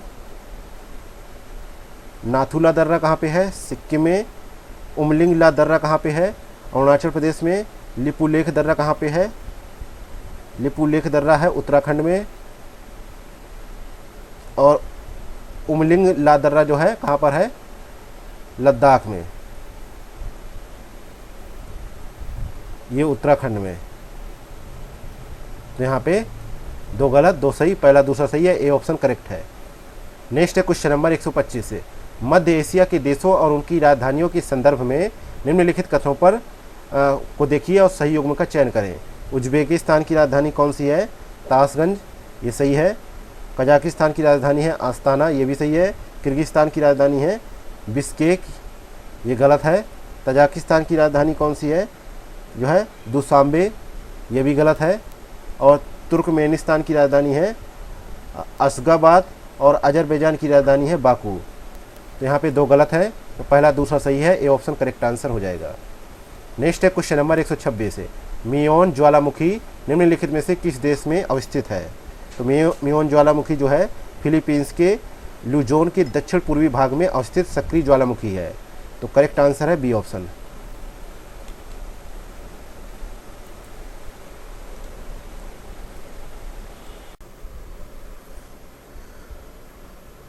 नेक्स्ट है क्वेश्चन नंबर 127 है, गोदावरी नदी के संदर्भ में निम्नलिखित कथनों पर विचार कीजिए। पहला कथन है ये भारत का सबसे बड़ा प्रायद्वीपीय नदी तंत्र है। दूसरा कथन है इंद्रावती और प्राणहिता इसके दाहिने किनारे मिलने वाली सहायक नदियां हैं। तो उपर्युक्त कथनों में से कौन सा कथन सही है? तो यहाँ पे बात हो रही है गोदावरी नदी की। तो यह नदी जो है भारत का सबसे बड़ा प्रायद्वीपीय नदी तंत्र है और इसे दक्षिण भारत की गंगा भी कहा जाता है। तो इस प्रकार यहाँ पे देखा जाए तो पहला स्टेटमेंट सही हो जाएगा। और यह महाराष्ट्र में नासिक के पास जो है त्रयंबकेश्वर से जो है निकलती है और बंगाल की खाड़ी में गिरने से पहले लगभग 1465 किलोमीटर की दूरी तय करती है। और गोदावरी बेसिन जो है महाराष्ट्र, तेलंगाना, आंध्र प्रदेश, छत्तीसगढ़ और उड़ीसा राज्यों के अलावा मध्य प्रदेश, कर्नाटका और पुडुचेरी के मध्य क्षेत्रों के छोटे हिस्सों में विस्तृत है। और प्रवर, मंजीरा और मनेर इसके दाहिने किनारे पर मिलने वाली सहायक नदियां हैं। और पूर्णा, प्राणहिता, इंद्रावती और सबरी इसके बाएं किनारे की महत्वपूर्ण सहायक नदियां हैं। तो यहाँ पे देखा जाए तो दूसरा स्टेटमेंट यहाँ पे गलत हो जाता है, केवल पहला ही सही है। तो ए ऑप्शन करेक्ट आंसर होगा।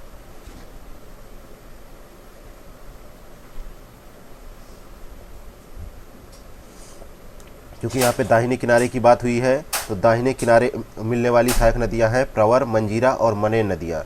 लेकिन यहाँ पे जो ऑप्शन दे रखा है ये बाएं मिलने वाली नदियों का ऑप्शन दे रखे हैं, इसलिए दूसरा स्टेटमेंट गलत था।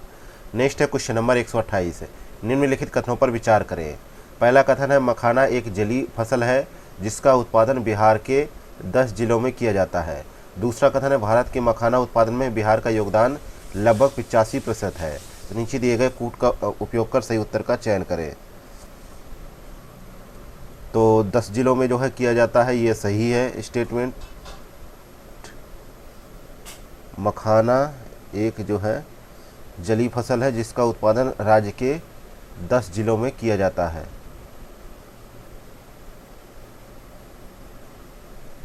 और बिहार देश का लगभग 85% जो है मखाना उत्पादित करता है तथा लगभग 10 लाख लोग प्रत्यक्ष या अप्रत्यक्ष रूप से इस खेती के तहत जो है रोजगार जो है पाते हैं।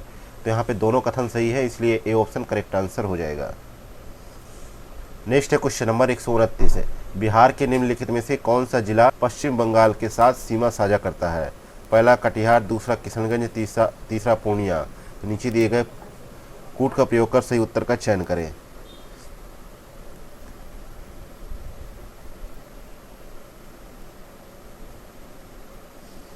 तो तीनों जिले जो है पश्चिम बंगाल के साथ सीमा साझा करते हैं, इसलिए डी ऑप्शन करेक्ट आंसर है।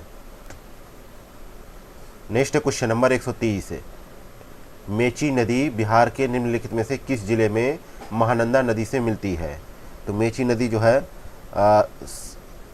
सदानीरा नदी है जो नेपाल में महाभारत पर्वतमाला में हिमालय की अंतरी घाटी से निकलती है और फिर बिहार से होकर किशनगंज जिले में महानंदा में मिल जाती है। तो यहाँ पे किशनगंज जिला जो है सही होगा, सी ऑप्शन करेक्ट आंसर है। नेक्स्ट है क्वेश्चन नंबर 131 है, निम्नलिखित में से किसे भारतीय नाविक के रूप में उनके उत्कृष्ट साहस और वीरता के लिए वर्ष 2024 में अंतर्राष्ट्रीय समुद्री संगठन का समुद्र में असाधारण वीरता के लिए दिया जाने वाला पुरस्कार प्राप्त होगा? तो यह जो है कैप्टन अविलाश रावत है जिनको यह पुरस्कार प्राप्त होगा। ए ऑप्शन करेक्ट आंसर है।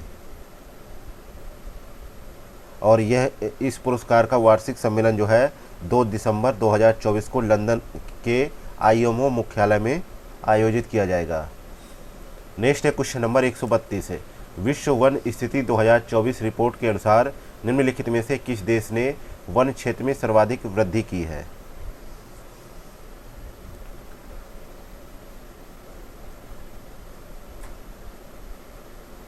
खाद्य और कृषि संगठन द्वारा प्रकाशित विश्व वनों की स्थिति रिपोर्ट 2024 के अनुसार चीन ने जो है 19,37,000 हेक्टेयर के अधिकतम वन क्षेत्र के साथ विश्व में पहले पायदान पर है।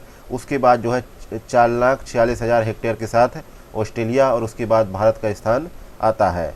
लेकिन FAO की नई रिपोर्ट के अनुसार देखा जाए तो भारत ने वर्ष 2010 से वर्ष 2020 तक सालाना 2,66,000 हेक्टेयर वन क्षेत्र में वृद्धि की है और इस अवधि के दौरान सबसे महत्वपूर्ण वन क्षेत्र में वृद्धि के साथ शीर्ष 10 देशों में तीसरा स्थान हासिल किया है भारत ने। तो यहाँ पे देखा जाए करेक्ट आंसर होगा जो है चीन, क्योंकि चीन ने जो है सर्वाधिक वृद्धि की है। नेक्स्ट है क्वेश्चन नंबर 133 है। निम्नलिखित में से किसे 12वें विश्व हिंदी सम्मान से सम्मानित किया गया है? तो यहाँ पे करेक्ट आंसर है C option doctor Usha Thakur. इनको जो है हिंदी साहित्य के विकास में उनके योगदान को मान्यता देने के हेतु नेपाल में भारतीय दूतावास द्वारा आयोजित हिंदी संवाद कार्यक्रम में 12वें विश्व हिंदी सम्मान से उन्हें सम्मानित किया गया और यह पुरस्कार भारत सरकार के विदेश मंत्रालय द्वारा दिया जाता है। और 12वां विश्व हिंदी शिखर सम्मेलन 2023 का आयोजन फिजी जो है देश है वहाँ पर इसका आयोजन हुआ था। नेक्स्ट है क्वेश्चन नंबर 134 है। आर्टिफिशियल इंटेलिजेंस तैयारी सूचकांक 2024 में भारत का क्या रैंक है? तो अंतर्राष्ट्रीय मुद्रा कोष ने जो है एक आर्टिफिशियल इंटेलिजेंस तैयारी सूचकांक डैशबोर्ड को जारी किया है जो आर्टिफिशियल इंटेलिजेंस की तत्परता के लिए वैश्विक स्तर पर 174 अर्थव्यवस्थाओं पर नज़र रखता है और सूचकांक ने जो है प्रत्येक देश को उन्नत अर्थव्यवस्था, उभरती बाजार अर्थव्यवस्था और कम आय वाले देश के रूप में वर्गीकृत किया है। इस सूची में देखा जाए तो भारत ने जो है 0.49 रेटिंग के साथ 72वें स्थान पर खुद को स्थापित किया है। तो यहाँ पे बी ऑप्शन करेक्ट आंसर हो जाएगा। और 0.38 रेटिंग के साथ बांग्लादेश 113वें स्थान पर, श्रीलंका 0.43 के साथ जो है 92वें स्थान पर, चीन जो है 0.63 के साथ जो है 31वें स्थान पर है। नेक्स्ट है क्वेश्चन नंबर 135 है। निम्नलिखित में से किस भारतीय खिलाड़ी ने Swiss open ATP tour tennis tournament 2024 में पुरुष एकल का खिताब जीता है? तो इनका नाम है यूकी भामरी। ए ऑप्शन यहाँ पे करेक्ट आंसर है। इन्होंने अपने जो है फ्रांसीसी साथी है जो है अल्बानो ओलिवेटी जिनके साथ मिलकर ये खिताब जो है उन्होंने जीता है। नेक्स्ट है क्वेश्चन नंबर 136। निम्नलिखित में से किसे वर्ष 2024 से 29 के लिए यूरोपीय आयोग का अध्यक्ष चुना गया है? तो इनका नाम है Ursula von der Leyen. B option correct answer है। और इनका जो है अध्यक्ष के रूप में ये दूसरा कार्यकाल शुरू होने वाला है जिसके लिए वे चुने गए हैं। नेक्स्ट है क्वेश्चन नंबर 137। महामारी तैयारी नवाचार गठबंधन के तहत एशिया की पहली स्वास्थ्य अनुसंधान से संबंधित प्री क्लिनिकल नेटवर्क सुविधा का उद्घाटन कहां पर किया गया? तो इसका उद्घाटन फरीदाबाद में किया गया। बी ऑप्शन करेक्ट आंसर है। नेक्स्ट क्वेश्चन नंबर 138 है। Manoj Vajpayee the definitive biography पुस्तक किसके द्वारा लिखी गई? तो यह पुस्तक जो है पीयूष पांडे द्वारा लिखी गई। ए ऑप्शन करेक्ट आंसर है। पीयूष पांडे जो है एक पत्रकार है जिनके पास जो है प्रिंट, इलेक्ट्रॉनिक और वेब मीडिया में 25 वर्षों से अधिक का कार्य करने का अनुभव है।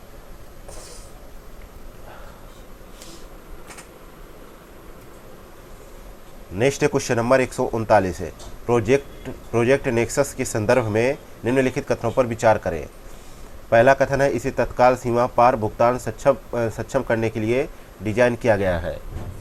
और दूसरा कथन है इसकी संकल्पना बैंक फॉर इंटरनेशनल सेटलमेंट द्वारा की गई है। तो उपर्युक्त कथनों में से कौन सा कथन सही है? तो यहाँ पे देखा जाए कि प्रोजेक्ट नेक्सस है जो घरेलू फास्ट पेमेंट सिस्टम को आपस में जोड़कर तत्काल सीमा पार खुदरा भुगतान को सक्षम करने के लिए एक बहुपक्षीय अंतर्राष्ट्रीय पहल है और इसकी अवधारणा बैंक फॉर इंटरनेशनल सेटलमेंट के इनोवेशन हब द्वारा की गई। तो यहाँ पे दोनों कथन सही है, इसीलिए यहाँ पे बी ऑप्शन करेक्ट आंसर हो जाएगा। नेक्स्ट है क्वेश्चन नंबर 140 है, हाल ही में खबरों में रहा रामसेस मिशन क्या है? तो यह यूरोपीय अंतरिक्ष एजेंसी द्वारा क्षुद्र ग्रह एपोफिस का अध्ययन करने के लिए शुरू की गई एक परियोजना है और यह 2029 में लॉन्च की जाएगी और इसका लक्ष्य जो है क्षुद्र ग्रह 99942 एपोफिस का अध्ययन करना है, क्योंकि यह पृथ्वी के बहुत ही करीब जो है पहुंचता है। तो यहाँ पे ए ऑप्शन करेक्ट आंसर हो जाएगा। नेक्स्ट है क्वेश्चन नंबर 141 है, निम्नलिखित में से कौन सा शतरंज खिलाड़ी लियोन मास्टर शतरंज चैंपियनशिप 2024 का विजेता है? तो इनका नाम है विश्वनाथन आनंद। बी ऑप्शन यहाँ पे करेक्ट आंसर है।